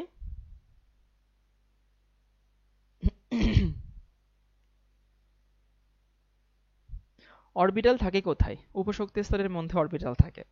সো ওই ভিজুয়ালাইজেশন তার আমি এখন করাতে পারবো না। আমি আপাতত তোমাকে বেসিক কনসেপ্টটা বোঝাচ্ছি। 9-10 এ অনেকে হয়তো এটা পড়ছো, বাট একেবারে to the point crystal clear অনেকে বুঝতা না। এখন দেখো একটা টপিক 9-10 এ আছে, বা to the point crystal clear যদি না বুঝে যাও, তখন ইন্টারমিডিয়েটে গিয়ে ঝামেলায় পড়বা। তুমি দেখবা যে হচ্ছে এই টপিকটা ইন্টারমিডিয়েটে স্যাররা আবার প্যাচাবে সেম জিনিস। বাট আমি বিশ্বাস করি আমার এখানে যারা আছো তারা ওই প্যাচাপেচির মধ্যে যাবা না। তারপর আসে হচ্ছে এইটা। তাহলে আমি কি বললাম একটু রিপিট করি, কে যেন রিপিট করতে বলছে। প্রকৃতি, জেবা, তাজনিন, প্রকৃতি, যারা আসলে একটু স্লো লার্নার আছো তারা একটু চেষ্টা করবা ফাস্ট লার্নার হওয়ার। মানুষ কিন্তু হচ্ছে ভাই থেকে শিখে, বুঝছো? একটু ফাস্ট লার্নার হইতে হবে। কারণ ওই যে আমি তোমাকে রিপিট করলে কিন্তু সমস্যা নেই আমার, বাট তুমি যদি হচ্ছে বারবার ভাই রিপিট করুক এভাবে চিন্তা করো, তখন তুমি কিন্তু ফাস্ট লার্নার হবা না।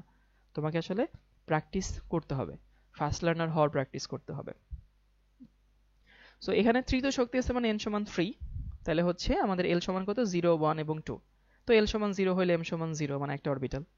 l সমান 1 হইলে m সমান +1 -1 0 তিনটা অরবিটাল। যদি 2 হয় তাহলে এখানে মোট 5টা মান না, দুইটা 4টা আর একটা 5টা। তাহলে 5টা মান মানে হচ্ছে এখানে 5টা অরবিটাল। তাহলে মোট অরবিটাল 9টা, ইলেকট্রন হচ্ছে 18টা। এরপরে মাঝে মধ্যে এরকম প্রশ্ন আসে,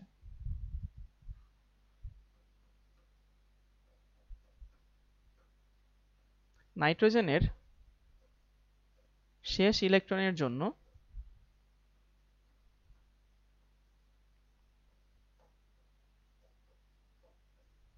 কোয়ান্টাম সংখ্যা বের করতে হবে।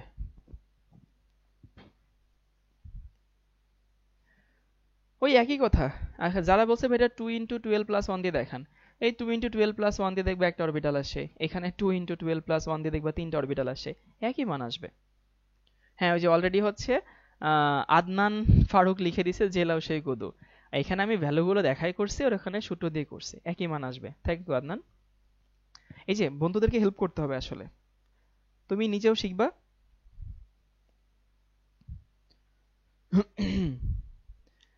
সো নাইট্রোজেনের শেষ ইলেকট্রনের জন্য 4টা কোয়ান্টাম নাম্বার, মানে n এর মান কত, l এর মান কত, m এর মান কত, s এর মান কত, এগুলো বের করতে হবে। এখন তোমার প্রথম কাজ কি ভাই, নাইট্রোজেনের শেষ ইলেকট্রনটা খুঁজে বের করা, তাই না? তো চলো দেখি নাইট্রোজেনের শেষ ইলেকট্রন কত। 1s2, 2s2, 2p3। এই যে এইখানে তো নাইট্রোজেনের শেষ ইলেকট্রন, তাই না? এক আচ্ছা বাচ্চারা বুঝতে পারি 2p3, এই যে এইখানে নাইট্রোজেনের শেষ ইলেকট্রনটা আছে।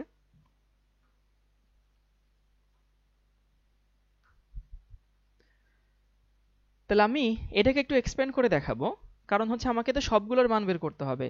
সো শেষ ইলেকট্রন কিন্তু আসলে কোনটা, শেষ ইলেকট্রন আমি তো জানি পিতে অরবিটাল 3টা, তাই না? সো অরবিটাল 3টা মানে এই যে এটা একটা, এইটা একটা, এইটা একটা।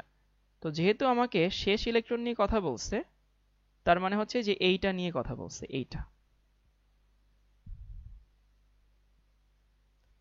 এই কাঁচা বাচ্চারা বলো, আমাকে সবাই আনসার দিবা, এখানে এন এর মান কত? বলো বলো বলো, এন এর মান কত?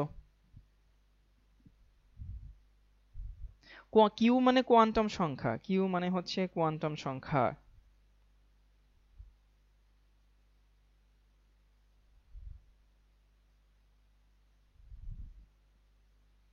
এন এর মান হচ্ছে 2। গুড, এই তো সবাই পারছে।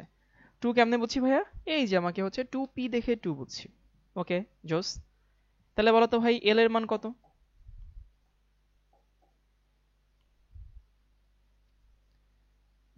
প্রশ্ন হচ্ছে এল এর মান কত? এম আনসার দিছে, তারপর হচ্ছে ফাবিয়া আনসার দিছে। এল এর মান কিন্তু হচ্ছে কাচ্চা বাচ্চারা 1। কেন 1 হইলো?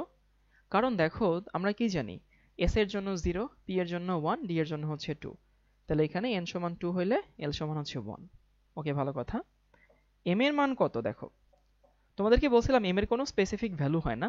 সো আমি জানি এখানে 1 এর জন্য 3টা ভ্যালু পসিবল। সবাই একটু আমার এখানে তাকাও। আমরা দেখছিলাম যে l এর কোনো স্পেসিফিক m এর কোনো স্পেসিফিক ভ্যালু না। আমি এখানে 0 লিখলেও স্যার আমার নাম্বার দেওয়া উচিত, আমি -1 লিখলেও নাম্বার দেওয়া উচিত, +1 লিখলেও নাম্বার দেওয়া উচিত। বা সবকিছুর একটা প্রচলিত নিয়ম আছে না? সো আমি যদি কনভেনশনাল নিয়মটা বলি, কনভেনশনাল নিয়ম, তাইলে প্রথমটা হচ্ছে -1, তারপর একটা 0, তারপর একটা +1, এটা কনভেনশনাল। আবারও বলতেছি, প্রথমটা হচ্ছে -1, তারপর এটা 0, এই যে মাইনাস থেকে প্লাসের দিকে সংখ্যা রেখা যেরকম মাইনাস থেকে প্লাসের দিকে যাইতাম, এটাও কি করে মাইনাস থেকে হচ্ছে প্লাসের দিকে যায়। তাহলে সেই অনুযায়ী কি দাঁড়ায়? সেই অনুযায়ী +1 দাঁড়ায়। আবার বলছি, আমি যদি টিচার হইতাম, তুমি যদি এখানে 0 লিখতে, আমি তোমাকে নাম্বার দিতাম। যদি -1 লিখতে, আমি তাও তোমাকে নাম্বার দিতাম, আমি দিতাম। কিন্তু অনেক টিচাররা আসলে এইটা ফলো করেন, -1, 0, +1। তো সেই অনুযায়ী যে এইটা তো +1 এর মধ্যে গিয়ে পড়ে, বুঝছো? আর স্পিন বিশ্বাস করে ভাই, +1/2ও লিখা যায়, -1/2ও লিখা যায়। আমি টিচার হলে তোমাকে যে কোনো একটা লিখলে নাম্বার দিতাম, কিন্তু সবকিছুতে একটা প্রচলিত নিয়ম আছে, সবকিছুতে একটা কনভেনশন আছে। আমি যদি কনভেনশন অনুযায়ী আগাই বা প্রচলিত নিয়ম অনুযায়ী আগাই, তাইলে আসলে নিয়মটা হচ্ছে যদি একটা ইলেকট্রন থাকে সেটার জন্য +1/2 দিতে হবে। আর যদি দুইটা থাকে, তাহলে প্রথমটার জন্য ধরো এরকম আছে যে কোন একটা বক্সে 2টা ইলেকট্রন আছে, তাহলে প্রথমটা হইলে +1/2 দিব, পরেরটা হইলে -1/2 দিব। এই হচ্ছে আমাদের কনভেনশনাল নিয়ম এগুলা।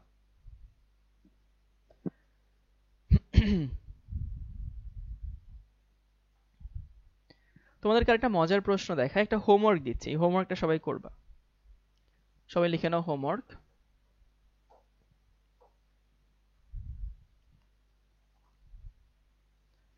হোমওয়ার্ক হচ্ছে কপারের বহিস্থ ও শেষ ইলেকট্রনের জন্য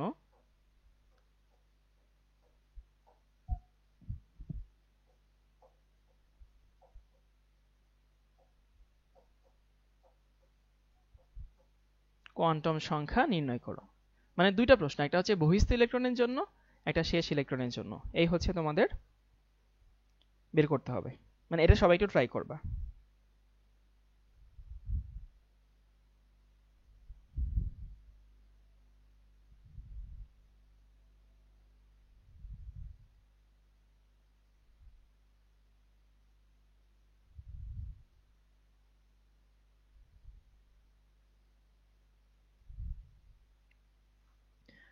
প্রশ্ন হচ্ছে কপারের বহিস্থ ইলেকট্রন এবং হচ্ছে শেষ ইলেকট্রনের জন্য আমাদের কোয়ান্টাম সংখ্যা বের করো। ট্রাই করো, না পারলে আমি দেখাই দেব আগামী ক্লাসে। তাহলে চলো, কোয়ান্টাম নাম্বার নিয়ে বেসিক তোমাদের হচ্ছে এই পর্যন্ত। এখন আমাকে বলো, একেবারে ক্রিস্টাল ক্লিয়ার হয়েছে কিনা কোয়ান্টাম নাম্বার নিয়ে বেসিক? না ঈদের আগে আর কোনো ক্লাস হবে না, ঈদের আগে এটাই লাস্ট ক্লাস। বলো যে ভাইয়া কোয়ান্টাম নাম্বার নিয়ে বেসিক। মানে আমি কিন্তু তোমাদের এখানে কোয়ান্টাম নাম্বার নিয়ে অনেক বড় বড় প্রবলেম দেওয়া যায়, আমি অনেক বড় বড় প্রবলেম হচ্ছে স্টুডেন্টদেরকে সলভ করি। বহিস্থ কোন অর্থে? বহিস্থ তুমি যদি এখনই বুঝে যাও, তাহলে তোমাকে আমি হোমওয়ার্ক কেন দিচ্ছি? বহিস্থ মানে কি খুঁজে নাও ভাই। মানে বহিস্থ মানে যদি আমি বলেই দেই, তাহলে তো হয়েই গেল, তাই না? সো এই যে হচ্ছে, মানে আরো এখান থেকে অনেক জটিল জটিল প্রবলেম সলভ করানো যায়, বাট সেটা আমার এখানে উদ্দেশ্য না। আমার এখানে উদ্দেশ্য হচ্ছে স্কুলে যে জিনিসগুলো আমরা বুঝে নাই, কলেজে যে জিনিসগুলো আমাদের পড়ানো হবে, সেই জিনিসগুলো একেবারে টু দ্য পয়েন্ট তোমাকে বুঝিয়ে দেওয়া। আচ্ছা জি ভাই, ক্রিস্টাল ক্লিয়ার। আমি সংক্ষেপে তাও রিভিউ করে দেখো। আমরা দেখছিলাম হচ্ছে প্রধান কোয়ান্টাম নাম্বার। প্রধান কোয়ান্টাম নাম্বার দিয়ে বোঝায় শক্তি স্তরের আকার। n এর মান বড় হইলে শক্তি স্তর বড় হয়। সো n এর মান বড় হইলে শক্তি স্তর বড় হয়, সেখানে দেখলাম যে 1 হইলে k, 2 হইলে l, 3 হইলে m, 4 হইলে হচ্ছে n। এটা শক্তি স্তরের আকার বোঝায় আর কি। এবং স্পেসিফিক্যালি বললে r সমানুপাতিক n তার স্কয়ার। সহকারী কোয়ান্টাম সংখ্যার মান প্রধান কোয়ান্টাম সংখ্যার উপরে ডিপেন্ড করে, n-1 থেকে শুরু করে 0 পর্যন্ত। এবং এখানে দেখলাম হচ্ছে যে এর মানগুলো কি মিন করে? উপশক্তি স্তর মিন করে। 0 এর জন্য s, 1 এর জন্য p, 2 এর জন্য হচ্ছে d। এবং s গোলকাকার, p ডাম্বেল আকার, d ডাবল ডাম্বেল আকার, মানে উপশক্তি স্তরের আকৃতি বোঝাচ্ছে। তারপরে হচ্ছে আমরা দেখলাম এটা পসিবল, ওটা পসিবল কিনা। m এর মান, m এর মানটা আবার l এর উপরে ডিপেন্ড করে, -l থেকে শুরু করে 0 সহ +l পর্যন্ত। এবং m এর কতগুলো ভ্যালু হয়? 12 + 1 সংখ্যক ভ্যালু হয়, এবং এটা অরবিটাল সংখ্যা বোঝায়। সো অরবিটাল সংখ্যা বোঝায় মানে হচ্ছে একটা অরবিটাল, একটা উপশক্তি স্তর শূন্য স্থানে কতভাবে থাকে, সেটা হচ্ছে তার অরবিটাল সংখ্যা। px, py, pz এগুলো সব হচ্ছে আমাদের অরবিটাল। আর তারপরে হচ্ছে আমরা দেখলাম স্পিন কোয়ান্টাম নাম্বার, অনেক প্রবলেম সলভ করলাম। এরপরে সবাই একটু লিখে নেওয়া হচ্ছে মোল। যদি মোলের কনসেপ্ট তোমরা জানো, আমি জাস্ট ঘনমাত্রার টুকটাক জিনিস দেখাই দেব।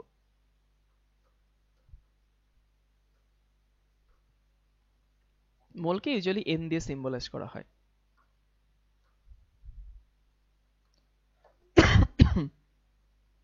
তোমরা একটু লিখো, আমি একটু মুখে লবঙ্গ দিয়ে আসি, একটু পানি খেয়ে আসি।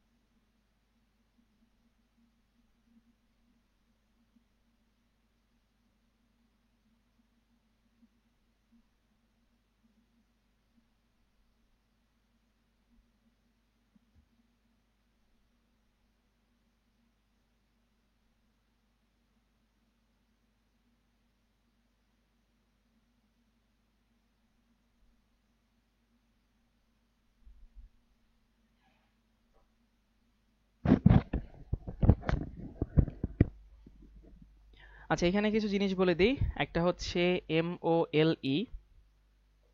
এই জিনিসগুলো ভাই তোমাকে কলেজে শিখাবে না। এটা হচ্ছে রাশি, আর এটা হচ্ছে একক।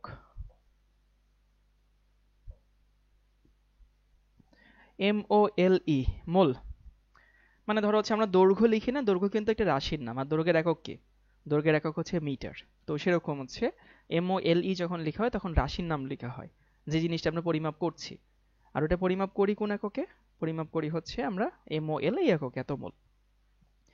এখন মোল মানে কি? মোল মানে হচ্ছে অ্যাভোগাড্রো সংখ্যা।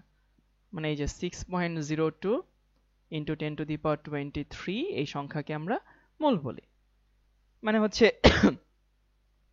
1 মোল পরমাণু মানে এতটা পরমাণু, 1 মোল অণু মানে এতটা অণু, 1 মোল টাকা মানে এতগুলো টাকা, 1 মোল মানুষ মানে এতগুলো মানুষ, 1 মোল স্টুডেন্ট মানে এতগুলো স্টুডেন্ট। ব্যাপারটা এরকম যে অ্যাভোগাড্রো সংখ্যা যেটা 6.02 ইন্টু 10⁻23, এই জিনিসটাকে আমরা কি বলি? মোল বলি। এখন মোল বের করার না অনেকগুলো ফর্মুলা আছে, বুঝছো? অনেকগুলো মোল বের করার ফর্মুলা আছে, কিন্তু এখানে আমাদের কিছু বেসিক জিনিস শিখতে হবে, সেগুলো একটু দেখাই দেই। সো মেইন কথা হচ্ছে এত সংখ্যা, এটাকে আমরা নর্মালি মোল বলে থাকি, ভালো কথা। আবার দেখো তো তোমরা এই স্টেটমেন্টের সাথে পরিচিত কিনা? আণবিক বা পারমাণবিক ভরকে গ্রামে যদি প্রকাশ করি,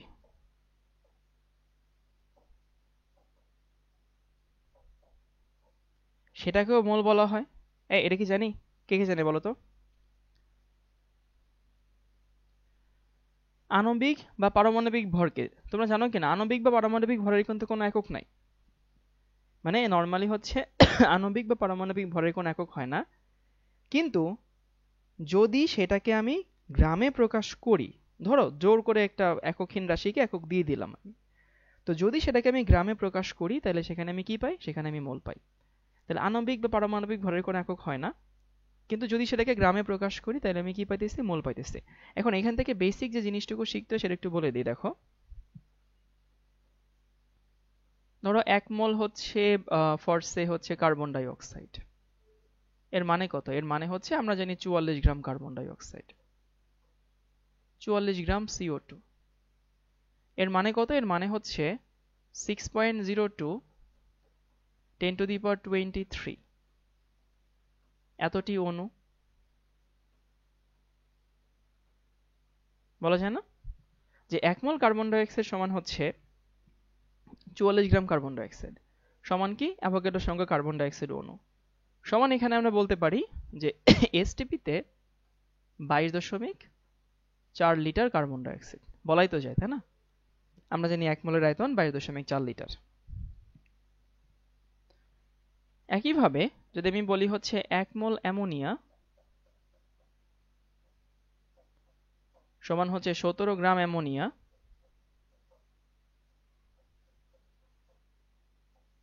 সমান হচ্ছে ওই যে 6 পয়েন্ট, বা পুরোটাকে যদি হচ্ছে আমি একটু রিপিট করি, আমার কাছে টেকনোলজি আছে,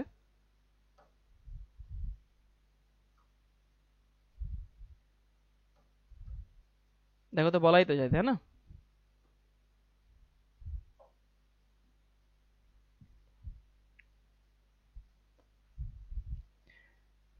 চলো আরেকটা জিনিস দেখি, মজার জিনিস, সেটা হতেছে এইটা। আচ্ছা, আমি যদি হচ্ছে এখানে ফরসে 1 মোল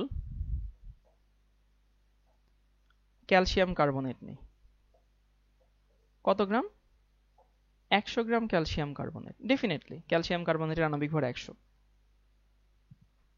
কতটা অণু আসে? 6.02 10⁻23 এতটি অণু আসে। তাহলে এখানে কত আসে? এখানে আসে হচ্ছে 22.4 লিটার ক্যালসিয়াম কার্বনেট। আচ্ছা, এটা একটু লিখে নাও তো সবাই।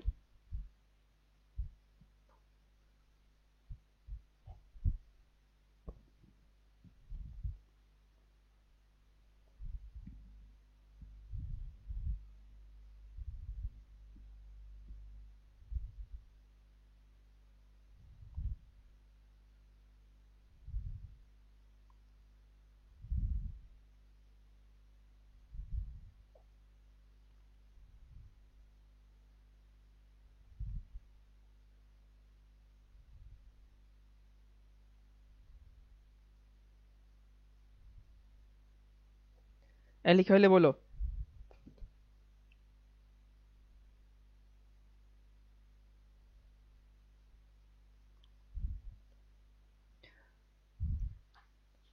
আচ্ছা, এইবার কথা হইতেছে, প্রথমটা 1 মোল কার্বন ডাইঅক্সাইড মানে হচ্ছে 44 গ্রাম কার্বন ডাইঅক্সাইড, এতটি অণু আমি লিখে ফেলছি, এত লিটার কার্বন ডাইঅক্সাইড আমি লিখছি, সবই ঠিক আছে। কিন্তু দেখো, এই 3 নাম্বার যেটা লিখছি, এখানে কিন্তু একটু ঝামেলা আছে। ঝামেলাটা কি? এই যে 22.4 লিটার কই থেকে আসলো, এটার তোমাদের ব্যাকগ্রাউন্ড স্টোরিটা বলি। স্টোরি মানে হচ্ছে মেইন ফর্মুলাটা ডাল্টন দিছিল আর কি। ডাল্টন বলছিল এসটিপিতে সকল গ্যাসের মোলার আয়তন 22.4 লিটার। খেয়াল করছো? এসটিপিতে সকল গ্যাস, গ্যাস যারা, তাদের মোলার আয়তন 22.4 লিটার। কার্বন ডাইঅক্সাইড গ্যাস তো আসলে হচ্ছে গ্যাস না, সরি ক্যালসিয়াম কার্বনেট তো গ্যাস না, ক্যালসিয়াম কার্বনেট তো সলিড, চুনা পাথর। তার মানে হচ্ছে তুমি যখন আয়তন লিখবা, তখন তোমাকে একটু কেয়ারফুল থাকতে হবে সেটা কি গ্যাস কিনা, এটা লেখা যাবে না। সংখ্যা গ্যাস সলিড লিকুইডে তো পরিবর্তন হয় না, ভর গ্যাস সলিড লিকুইডে পরিবর্তন হয় না, কিন্তু কোনটা পরিবর্তন হয়? আয়তন। আয়তন খুবই সেন্সিটিভ জিনিস, কারণ তাপমাত্রা চেঞ্জ করলে আয়তন চেঞ্জ হয়, তারপর তুমি যদি প্রেসার চেঞ্জ করো আয়তন পরিবর্তন হয়, ভৌত অবস্থা পরিবর্তন করলে আয়তন চেঞ্জ হয়। তাহলে এটা লিখাই যাবে না, এটা সংজ্ঞায়িতই না, তো এটা আমরা লিখবই না।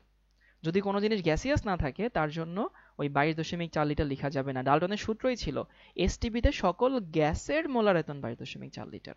ক্যালসিয়াম কার্বনেট তো গ্যাস না। আশা করি এটুকু বুঝতে পারছি। এরপরে আসি, তোমরা হয়তোবা ছোটবেলায় শিখছো যে আমরা জানি যে হচ্ছে গ্যাসীয় পদার্থের কোনো আকারও নাই, গ্যাসীয় পদার্থের কোনো আয়তনও নাই। তো আমি যদি এই 17 গ্রাম অ্যামোনিয়াকে ধরো যে ফোর্সে একটা বড় পাত্র নিলাম, এই হচ্ছে একটা বড় পাত্র, আর এই হচ্ছে একটা ছোট পাত্র। এখন এর মধ্যে আমি 17, ধরো এটা হচ্ছে আমাদের 100 লিটার ধরে নাও, আর এই হচ্ছে আমাদের 2 লিটার, এবং এইখানে আমি 17 গ্রাম অ্যামোনিয়া নিচ্ছি, এইখানে আমি 17 গ্রাম অ্যামোনিয়া নিচ্ছি। দুই জায়গায় আমি 17 গ্রাম অ্যামোনিয়া নিচ্ছি, দুই জায়গাতেই নিচ্ছি। তো কাহিনী হইতেছে, এখন আমি যদি 100 লিটারের মধ্যে 17 গ্রাম অ্যামোনিয়া নেই, আর 2 লিটারে যদি আমি 17 গ্রাম অ্যামোনিয়া নেই, হ্যাঁ এখানে হচ্ছে অ্যামোনিয়া হবে, থ্যাংক ইউ যে ভুলটা ধরা দিছো, থ্যাংক ইউ। তখন কাহিনী কি? এখন এই 17 গ্রামের আয়তন 100 লিটার, আর এখানে এই 17 গ্রামের আয়তন হচ্ছে 22.4 লিটার।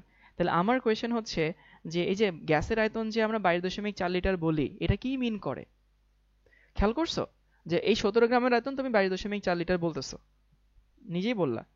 তো এইখানেও তো ভাই 17 গ্রাম আছে যার আয়তন হচ্ছে আমার 100 লিটার, এখানে 17 গ্রাম আছে যার আয়তন হচ্ছে 2 লিটার। তাহলে 22.4 লিটার বলতে আসলে কি মিন করে? এটা হচ্ছে তোমাদের কাছে আমার প্রশ্ন।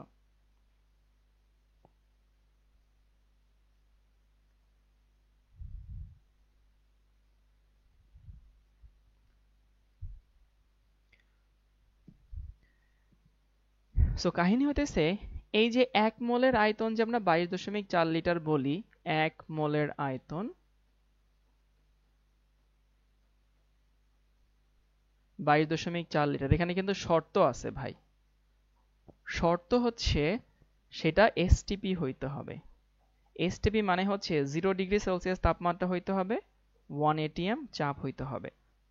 ওকে, এই যে যখন এসটিপি মানবে না তখন এটা প্রযোজ্যই না।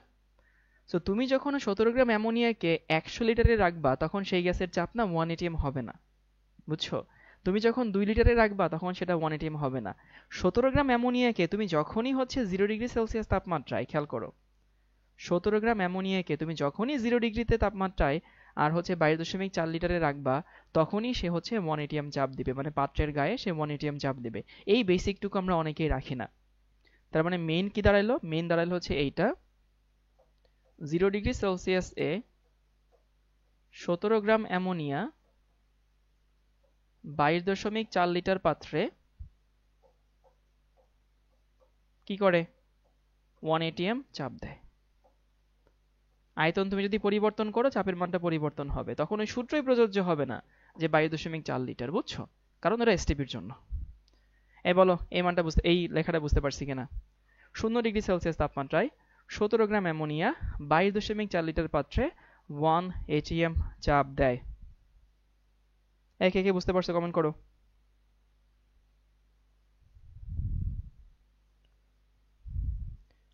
সেটা বলছে বুঝতে পারছি। তারপরে হচ্ছে টেম্পারেচার এন্ড প্রেসার ম্যাটার্স, অবশ্যই temperature and pressure matters. Tahsin, বাকিদের কি হালচাল? আচ্ছা, আমাকে হচ্ছে জয়ন্তী সাহা বলছে বুঝতে পারছি, আকিল আহনাব বলছে জি ভাই বুঝতে পারছি, রুবিনা বলছে বুঝতে পারছি, তারপরে বাকিরা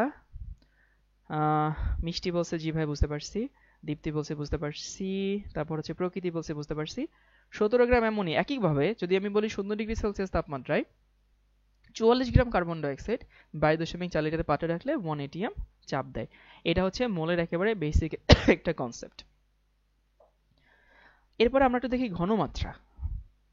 আর মোল বের করার তো অনেকগুলো ফর্মুলা আছে, তোমরা বোধহয় জানো যে মোল n সমান কি? n সমান হচ্ছে W/m। একটু দেখাই দিই।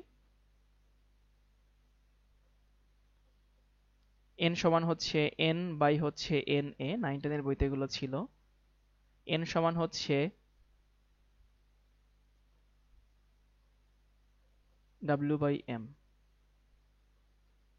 n বাই হচ্ছে Na, n সমান হচ্ছে V of STP, মানে STP এর আয়তন যদি থাকে তবে 22.4।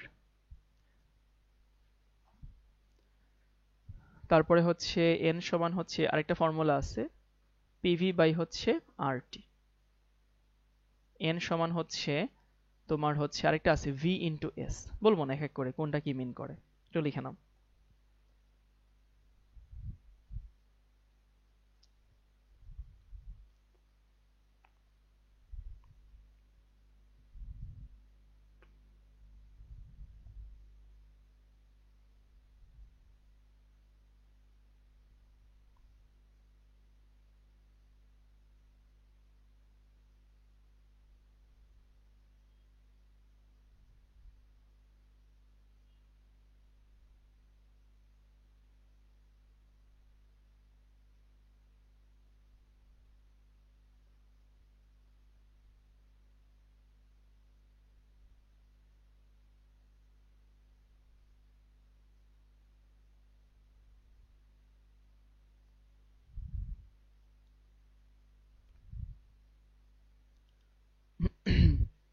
n সমান VS, একটু আসি VS একটু পরে দেখবো ওটা। এখন দেখো এই অনেকগুলো ফর্মুলা আছে। মোল হচ্ছে অনেকটা 4 রাস্তার মোড়ের মতো, বুঝছো? চৌরাস্তার মোড় থেকে যেমন অনেক দিকে যাওয়া যায়, এইদিকে যাওয়া যায়, এইদিকে যাওয়া যায়, এইদিকে যাওয়া যায়, এইদিকে যাওয়া যায়, অনেকগুলো দিকে যাওয়া যায়। ঠিক সেরকম মোল থেকে অনেকগুলো দিকে যাওয়া যায়। যেমন ধরো তোমার যদি কখনো ভর রিলেটেড ক্যালকুলেশন থাকে তখন তুমি এই ফর্মুলা অ্যাপ্লাই করবে, বুঝছো? প্রশ্ন দেখে বুঝতে হয় যে আমি কোন ফর্মুলা নিব। মানে ধরো যদি ভর রিলেটেড ক্যালকুলেশন লাগে তাহলে আমরা এই ফর্মুলা নিই। যদি কখনো আমাদের সংখ্যা রিলেটেড ক্যালকুলেশন দরকার হয়, সংখ্যা দেওয়া আছে বা সংখ্যা বের করতে বলছে, তখন আমরা এই ফর্মুলাটা নিই। কখনো যদি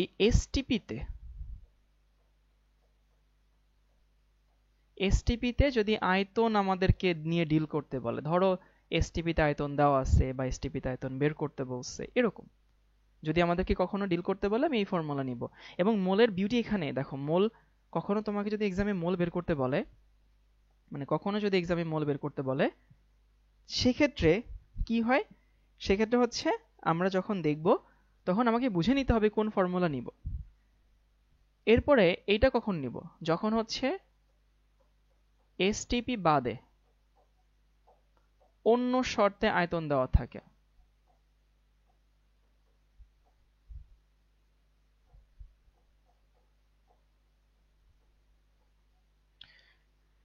এসটিপিতে আমার মোলার আয়তনটা মুখস্থ, এই জন্য আমি ঠাস করে এটা দিয়ে ভাগ করে দিলেই মোল বের হয়।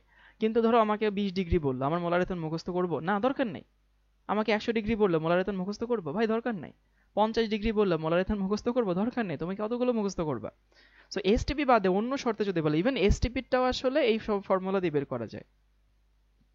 মানে এসটিপি বাদে বলতে আমি বোঝাচ্ছি হচ্ছে এন এ মানে number of Avogadro, number of Avogadro প্রকৃতি।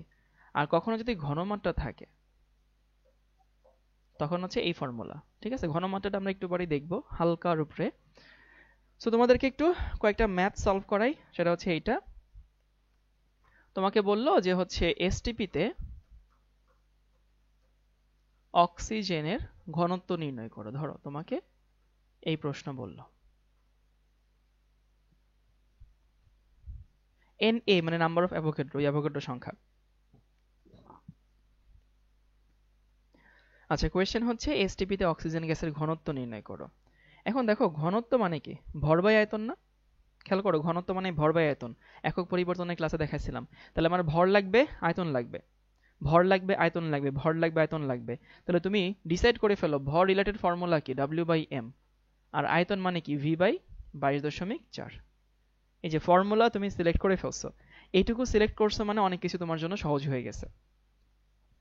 এখন আমাদের লাগবে হচ্ছে ঘনত্ব। ঘনত্ব মানে ভর বাই আয়তন, অর্থাৎ ডাব্লিউ বাই হচ্ছে ভি সমান কি এম বাই হচ্ছে 22.4। অক্সিজেনের জন্য এম এর মান হচ্ছে 32, মানে এটা হচ্ছে আমাদের ডেনসিটি ডি। এখানে 32 বাই হচ্ছে 22.4, 1.4 গ্রাম পার লিটার। একদম ইজি পিজি না?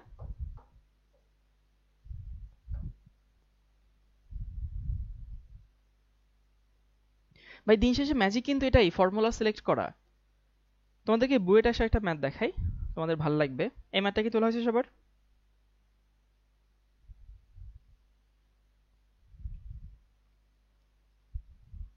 হ্যাঁ, এগুলো আমরা বাচ্চাকালে ঐকিক নিয়মে করতাম আর কি। ইভেন সেটাপ দেখো, সেটাপ বোঝাতে সহজে করতে পারতাম, বুঝতাম না। এটা তো তুমি এক্সামে বসাবা না, তুমি এক্সামে তো এই লাইন থেকে শুরু করবা ঠাস করে, তাই না? বা এসএসসি এর গ্যাপ আসা, গ্যাপ আছে, এ প্লাস প্লাস মেধা কম, পড়ব বেশি, সময় লাগে, এইচএসসি তে ভালো করা সম্ভব, খুব ভালো মতোই সম্ভব, কিন্তু নিজের চেষ্টায় গাফিলতি করা যাবে না। এই প্রশ্নটা বুয়েটে আসছিল। প্রশ্ন হচ্ছে, এটা চাইছিল 500 বার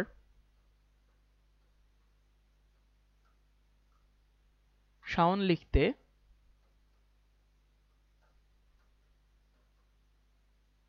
5 মিলিগ্রাম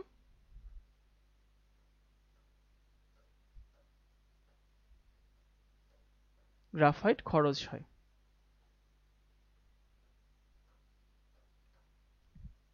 তারপরে বলছে যে একবার লিখতে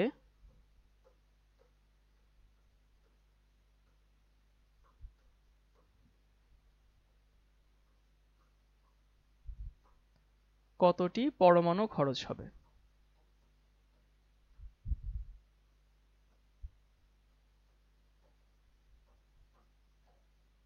এ হচ্ছে প্রশ্ন।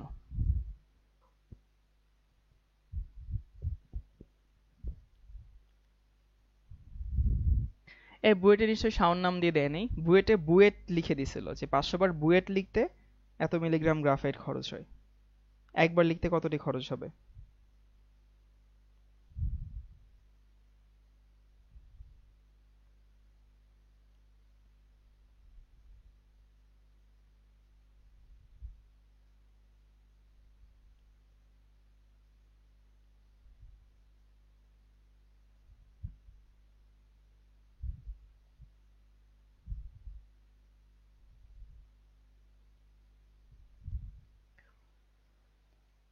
ওকে, সো 500 বার সাউন্ড লিখতে 5 মিলিগ্রাম গ্রাফাইট খরচ হয়, একবার লিখতে কতটি পরমাণু খরচ হবে? তার মানে আসলে কি, এটা আমাকে কি বলছে? আমাদেরকে বলছে পেন্সিল দিয়ে বুয়েট লেখা হয়েছে বা পেন্সিল দিয়ে সাউন্ড লেখা হয়েছে। এবং তুমি প্রথমে ডিসাইড করে ফেলো ভাই তোমার ফর্মুলা কি লাগবে। ভর দেওয়া আছে, সংখ্যা বের করতে বলছে, তাই না? ভর দেওয়া আছে, সংখ্যা বের করতে বলছে, ভর দেওয়া আছে, সংখ্যা বের করতে বলছে। তাহলে ভর এবং সংখ্যা, ক্লাস হয়তো 10 মিনিট চলবে। ভর লাগবে, সংখ্যা লাগবে, ভর লাগবে, সংখ্যা লাগবে, তাই তো? তাহলে ভর রিলেটেড ফর্মুলা কি? W/m। সংখ্যা মানে কি? N/Na। দেখো, এটা লিখে ফেলছো মানে বিশ্বাস করো ভাই, অঙ্কের দিকে তুমি অনেকখানি আগাই গেছো। এই গ্রাফাইট মানে পেন্সিল দিয়ে লেখা হয়েছে, পেন্সিলের শেষ গ্রাফাইট দিয়ে তৈরি না, সেখান থেকে আমি বলছি। তাহলে এখান থেকে যদি ভ্যালু ইনপুট করি, ডাব্লিউ কত? প্রথমত 5 মিলিগ্রাম তো নিতে পারবা না, আমরা সব তো গ্রামে নিব, তাই না? তাহলে এই যে 5 ইন্টু, বা এভাবে লিখি 0.005। কি করছি? আমি মিলিগ্রামকে গ্রামে নিছি। 5 মিলিগ্রাম মানে 0.005 হচ্ছে গ্রাম। কিন্তু সেটা তো ভাই কতবারের জন্য? 500 বারের জন্য। কিন্তু আমাকে লিখতে বলছে কতবারের জন্য? একবারের জন্য। 500 বারের জন্য বের করলে তো হবে না, আমাকে একবারের জন্য বের করতে হবে। তার মানে আমি এটাকে 12 দিয়ে 500 দিয়ে ভাগ করব। এই পুরো মানটাই আমার ডাব্লিউর মান। দেখো বুঝো কিনা ভাই, বুয়েটে আসছিল মানে এটা কিন্তু ঐকিক নিয়মে বিস্তারিত করার সুযোগ নেই, বুয়েটের জায়গা খুবই লিমিটেড থাকে। কি বলছি? এটা হচ্ছে আমি ভর দেওয়া আছে মিলিগ্রামে, নিলাম হচ্ছে গ্রামে 1000 দিয়ে ভাগ করে, আর 500 দিয়ে ভাগ করে, কারণ আমাকে হিসাব দেওয়া আছে 500 বারের জন্য, বের করতে বলছে একবারের জন্য, 500 দিয়ে ভাগ করে দিছে। সো এটা আমার ডাব্লিউ। এম এর মান কত? 12। আর আমাকে এন বের করতে বলছে, এন এ কত? 6.02 10⁻23। এখান থেকে এন বের হবে, যা বের হবে, and that's the answer. Easy peasy lemon squeegee.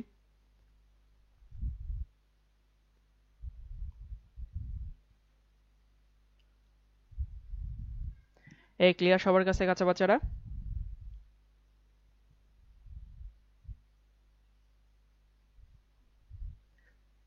So মোলের বেসিক কনসেপ্ট আশা করি বুঝতে পারছি। এরপরে যখন কলেজে গিয়ে আমরা পড়বো তখন কত কিছু এখান থেকে করা যায়, কত জোস জোস ম্যাথ করা যায়, সেগুলো তো আমরা এখন শিখবো না।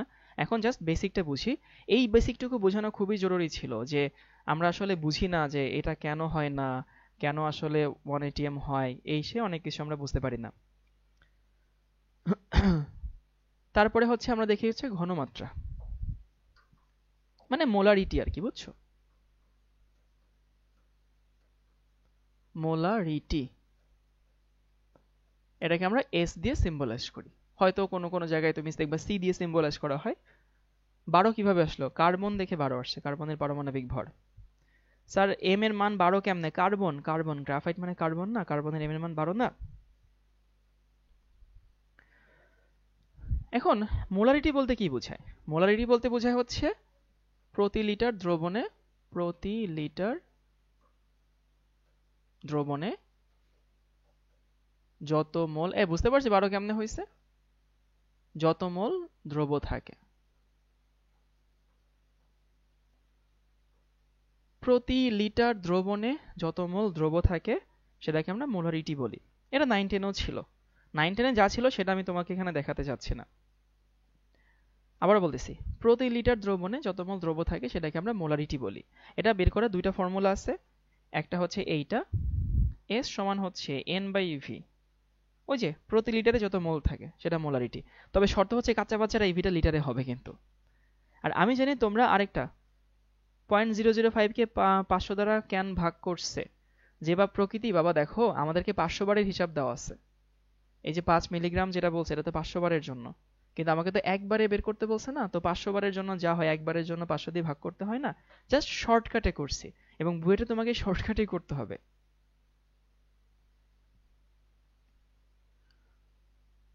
তো এইখানে ভি নিতে হবে হচ্ছে লিটারে। আর আরেকটা ফর্মুলা তোমরা 9-10 হয়তো পড়ছো, 1000 ইন্টু ডাব্লিউ বাই হচ্ছে এম ইন্টু ভি। এই এমটা কিন্তু, এই ভিটা কিন্তু মিলিলিটারে হবে, জাস্ট এইটুকু মনে রাখলেই হইতেছে।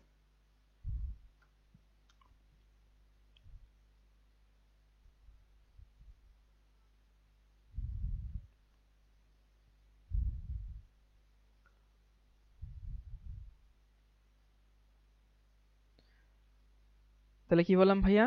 একটা হচ্ছে আমরা যখন N/V নিতাম তখন ভি নিতে হবে লিটারে।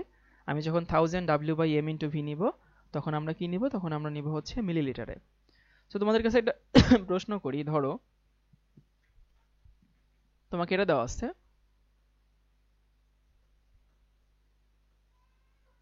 500 ml দ্রবণে ধরো হচ্ছে আমার কে দেওয়া আছে 98 গ্রাম সালফিউরিক অ্যাসিড আছে। তোমাকে জিজ্ঞেস করলো যে মোলারিটি কত, দেখো তো মোলারিটি কত হবে।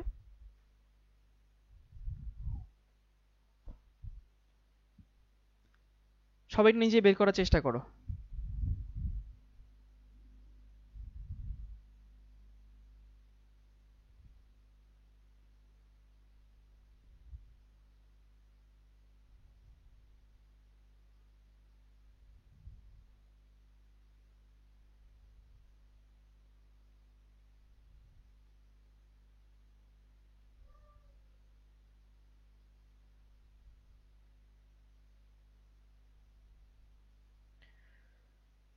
ওকে, সেটা হচ্ছে এইটা।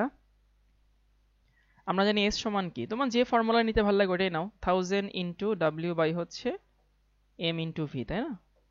সো 1000 তো 1000, ডাব্লিউ মানে কত? ডাব্লিউ মানে হচ্ছে 98, এই যে 98, সরি হ্যাঁ 98, এম এর মান হচ্ছে 98, সালফিউরিক অ্যাসিড দেখে 98, এর ভি এর মান কত? ভি এর মান হচ্ছে 500।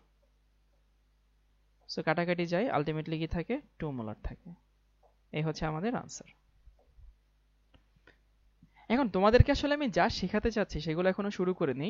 তোমাকে আমি মোলারিটি থেকে এই যে কিছু জিনিস শেখাতে চাচ্ছি, সেটা হচ্ছে ধরো আমি এখানে কারো একজনের বাসায় বেড়াইতে গেছি, ফর সে প্রকৃতির বাসায় বেড়াইতে গেছে।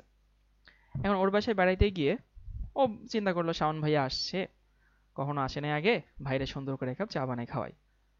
তো ও আমাকে এক কাপ চা বানাই খাওয়াইলো, কিন্তু আমি চায়ে আসলে চিনি খাই না, কিন্তু ও ধরো চায়ে অনেক বেশি মিষ্টি দিয়ে ফেলছে। এখন আমি বললাম যে দেখো ভাই আমি তো এত চিনি খাই না, এখন কি করা যেতে পারে? তো প্রকৃতি চায়ে চিনি বেশি ছিল, এখন ও চিনি কমাইতে হবে, তাহলে কি করতে পারে? ও কিন্তু আরেকটু পানি ঢালতে পারে, তাই না? এমন করা যায় চিনি ওখান থেকে বের করা যায়, বাট চিনি বের করা তো ওখান থেকে কঠিন। সো ওর থেকে সহজ কোনটা? ও একটু পানি ঢেলে দিল ওখানে, তাই না? পানি ঢেলে দিল। সো পানি ঢেলে দিলে আসলে হইলটা কি? আয়তন বাড়লো না? সো পানি যখন ঢাললো তখন আয়তন বাড়লো, আয়তন বাড়লো মানে কি ঘনমাত্রা কমে গেল, তাহলে ঘনমাত্রা আয়তন কি? ব্যস্তানুপাতিক। ঘনমাত্রা আয়তন হচ্ছে ব্যস্তানুপাতিক, তাহলে আমি বলতে পারি যে এই এস ইজ ইনভার্সলি প্রপোর্শনাল হচ্ছে ভি। বুঝি তো? এস হচ্ছে ভি এর ব্যস্তানুপাতিক সম্পর্ক। তাহলে এই এস সমান আসলে কি দাঁড়ায়? সমানুপাতিক ধ্রুবক আনো আসলে 1/v, তাহলে vs সমান দাঁড়ায় হচ্ছে কে। এর মানে কি জানো? v1s1 সমান হচ্ছে v2s2। এই কে মানে আসলে মোল সংখ্যা, বুঝছো? মানে যেটাকে আমরা কে বলি, নর্মালি তো আমরা কে দেখে অভ্যস্ত, এটা আসলে মোল সংখ্যা বোঝায়। মানে পানি ঢালার আগে যে মোল সংখ্যা আর পরের মোল সংখ্যার তো কোনো পরিবর্তন হয়নি। বুঝতে পারছি? সেটা হচ্ছে পানি ঢালার আগের মোল সংখ্যা, পানি ঢালার পরের মোল সংখ্যা সবসময় কি থাকে? সমান থাকে। এটা হচ্ছে লঘুকরণের সূত্র, খুবই মজার ফর্মুলা, খুবই জোস ফর্মুলা। তো এখান থেকে কিছু তোমাদের বেসিক জিনিস দেখাই। বেসিক জিনিস হচ্ছে, এই প্রশ্নটা বুয়েটে আসছিল, তোমাদের কাছে এখন অনেক ইজি মনে হবে। প্রশ্ন হচ্ছে এরকম, 500 ml 3 মোলার HCl এর ঘনমাত্রা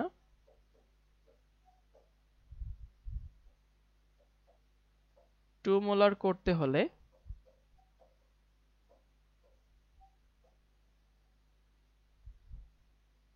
কি করতে হবে? হ্যাঁ বলো, কি করতে হবে? আগে প্রশ্নটা লিখে নাও।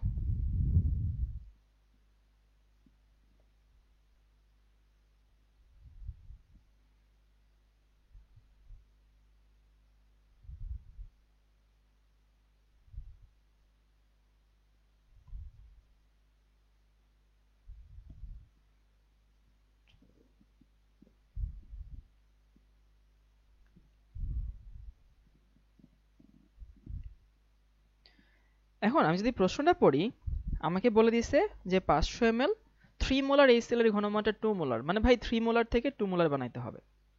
সো 3 মোলার থেকে 2 মোলার বানাইতে হলে ঘনমাত্রা তো কমাইতে হইতেছে। ঘনমাত্রা কমাইতে হইতেছে মানে আয়তন বাড়াইতে হইতেছে। এখন আয়তন বাড়াইতে হইতেছে এটা বললে হবে না, তোমাকে করে দেখাইতে হবে। সো আয়তন বাড়াইতে হইতেছে মানে হচ্ছে যে আমরা জানি কি v1s1 সমান হচ্ছে v2s2। V1 হচ্ছে কত 500, S1 কত 3, V2 আমরা বের করব, আর S2 কত, S2 হচ্ছে এখানে 2, তাহলে V2 সমান থাকে হচ্ছে 750। মানে পরবর্তী যে আয়তনটা হবে সেই আয়তনটা হবে 750। অনেকে না আবেগের ঠেলায় মনে করবে ভাইয়া এটা বোধহয় উত্তর। না রে বাবা, এটা হচ্ছে পরবর্তীতে নতুন আয়তন, খেয়াল করো। পরবর্তীতে পানি ঢালার পরে যে আয়তনটা হইলো সেইটা হলো 750। কিন্তু তোমাকে বলছে কি করতে হবে, আগে আয়তন ছিল 500, পরে আয়তন হয়েছে কত 750। দেখো আগে ছিল 500, পরে ছিল 750, তার মানে কি করতে হবে জানো, 250 ml পানি ঢালতে হবে। সো আমি বলতে পারি 750 মাইনাস 500 অর্থাৎ 250 ml পানি ঢালবা। এই হচ্ছে আনসার।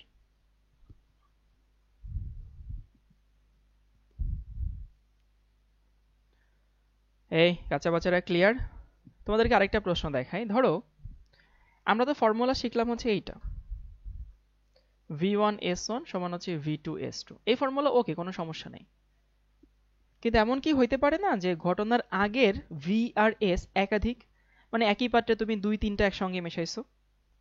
এমন কিন্তু হতেই পারে যে ঘটনার আগের V এবং S অনেকগুলো আছে, হতে পারে কিন্তু। তো তখন যখন হয় তখন আমরা কি করব, সামেশন করব। সামেশন অফ V1S1 সমান হচ্ছে V2S2। এই বুঝতে পারি কি সবাই? ধরো এরকম একটা কনসেপ্ট থাকতেই পারে যে হচ্ছে আমার কাছে একটা পাত্রে, ধরো তোমাকে এরকম একটা আমি পাত্র দিলাম ফর্সে। সো এই পাত্রে আমি কি কি মেশাইছি, ধরো আমি মেশাইছি হচ্ছে 200 ml 0.2 মোলার HCl, আর এই পাত্রে আমি মেশাইলাম হচ্ছে ধরো 500 ml 0.3 মোলার HCl, এই দুটো মেশাইলাম।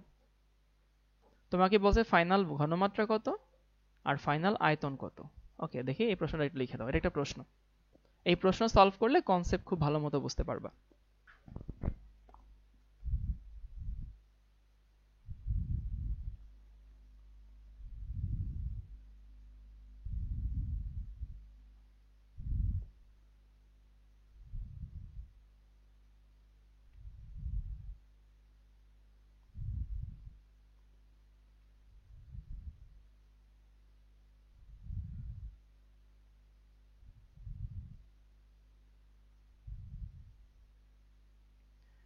আচ্ছা, আমি কি করছি একটা প্রশ্নটা বুঝাই দেই। সেটা হচ্ছে একটা পাত্র নিছি, আমরা 10 মিনিট ক্লাস নেব, বেশিক্ষণ নিব না। একটা পাত্র নিছি, মাঝখান তো শেষ করা যায় না, সেখানে দুইটা দ্রবণ মেশাইছি, এই 700 ml 0.2 মোলার আর 500 ml 0.3 মোলার। এখন এইখানে আসলে কেন ওই যে সামেশন নিয়ে করছি, কারণ দেখো এখানে ঘটনা কি দুইটা একসঙ্গে মেশাইছি, তাহলে ঘটনার আগের ভিএস কিন্তু আমার দুইটা করে, দেখো বুঝো কিনা, ঘটনার আগের ভি আর এস দুইটা, আর ঘটনার পরের ভি কোনটা হবে, ঘটনার পরের ভি হবে পাত্রের মোট আয়তন, এই দুটো যোগ করলে যেটা হয়, আর ঘটনার পরে একটা এস আছে। তাহলে ঘটনার আগের একটা ভিআরএস আছে, মানে দুইটা ভিআরএস, ঘটনার পরে একটা ভিআরএস আছে। তাহলে এখানে কিন্তু আমরা টিপিক্যাল ফর্মুলা নিতে পারবো না, আমরা ফর্মুলা নিতে পারবো হচ্ছে সামেশন অফ ভিএস। তাহলে তুমি যদি এখানে ভ্যালু ইনপুট করো, সামেশন মানে কি যোগ করবো না, ভিআরএস। আচ্ছা আগে দেখি আয়তন কত, ভাই আয়তন তো হবে হচ্ছে 5-3-700 ml, এটা তো ইজি পিজি লেমন স্কুইজি, তাই না? আয়তন তো ডিরেক্টলি যোগ করে দেওয়া যায়। এখান থেকে 200 ml নিছো, এখান থেকে 500 ml নিছো, তাহলে উত্তর কত, উত্তর তো 700 ml হবে, এটা নিতে কোনো সমস্যা নাই। ঘনমানটা বের করবা কিভাবে, দেখো V1S1, V1 মানে কত 200, S1 মানে কত 0.2, মানে এইটা হচ্ছে একটা VS, আরেকটা VS কত 500 ইন্টু হচ্ছে 0.3। দেখো এই যে আমার এইটা হচ্ছে V1S1 এর সামেশন, বুঝছো? V2 কত কাছে বাচ্চারা, V2 হচ্ছে 700 ইন্টু S2, এখান থেকে তোমাকে S2 এর মানটা বের করতে হবে, এবং এখান থেকে S2 এর মানটা বের হয় খুব সম্ভবত হচ্ছে 0.55 মোলার, এক একজন এক একটা বলতেছে।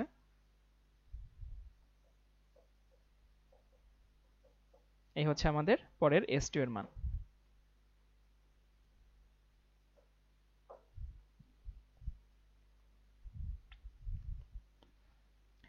এখানে আয়তন কি লিটারে নিতে হবে সেটা, এই জন্য তো হোমোজেনাস হেটেরোজেনাস পড়াইছিলাম, আর এটা হোমোজেনাস ইকুয়েশন। হোমোজেনাস ইকুয়েশনে তোমার যা মন চায় তুমি তাইতে নাও, সমস্যা তো নাই, তাই না? সবাই কি বুঝিয়ে আছি কাঁচা বাচ্চারা? আমাদের হচ্ছে আজকের দিনের লাস্ট ম্যাথটা তোমাদেরকে দেখাই। ধরো আমার কাছে এরকম দুইটা পাত্র আছে। এটা হচ্ছে আমার 1 নং পাত্র, ধরো এটা হচ্ছে 1 নং পাত্র, এই হচ্ছে আমাদের 2 নং পাত্র। তো 1 নং পাত্রে হচ্ছে আমাকে দেওয়া আছে 3 মোলার, আর এখানে দেওয়া আছে হচ্ছে 2 মোলার। প্রশ্ন বলছে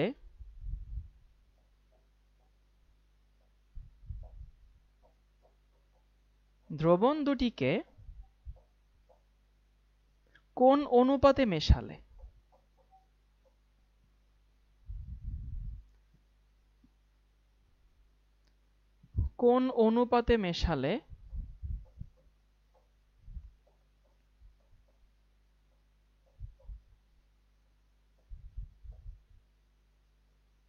মিশ্রণের ঘনমাত্রা, মিশ্রণের S সমান হচ্ছে, এটা হোমওয়ার্ক থাকুক, সব করে দিলে তো হবে না। ঈদে বাসায় বসে বসে কি করবা? এটা মজার প্রশ্ন, সবাই কি ট্রাই করবো তো? মানে ট্রাই করতে কি পারবো? এখানে উত্তর উত্তর যা আসে, আমি জানি না উত্তর কত আসে, এক একজন এক একটা বলতেছে, এরা সিম্পল ক্যালকুলেশনও পারতেছে না রে ভাই। দ্রবণ দুটিকে কোন অনুপাতে মেশালে মিশ্রণের ঘনমাত্রা 0.2 মোলার হবে? ট্রাই করতে পারবো? ট্রাই অন্তত করো সবাই। তোমাদেরকে একটা মজার প্রশ্ন করাই। না না, এটা তো চকলেট দেওয়ার মতো ম্যাথ না। মজার প্রশ্ন হচ্ছে যে আরেকটা ম্যাথ। ধরো তোমার কাছে একটা পাত্র আছে, এই পাত্রের আয়তন হচ্ছে 400 ml ধরে নাও, আর এর ঘনমাত্রা হচ্ছে 2 মোলার। এখান থেকে আমি করছি কি, অন্য একটা পাত্রে 200 ml ট্রান্সফার করছি, বুঝছো?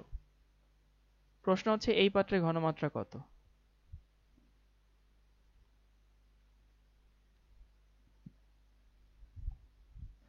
আবু সাইম বলছে 25-এর ব্যাচে ভর্তি হতে চাই। আলকেমিতে দেখবা যে হচ্ছে ফিচারে পিন করা আছে, অথবা হচ্ছে তুমি পেজে মেসেজ দিও, তোমাকে বলে দিবে।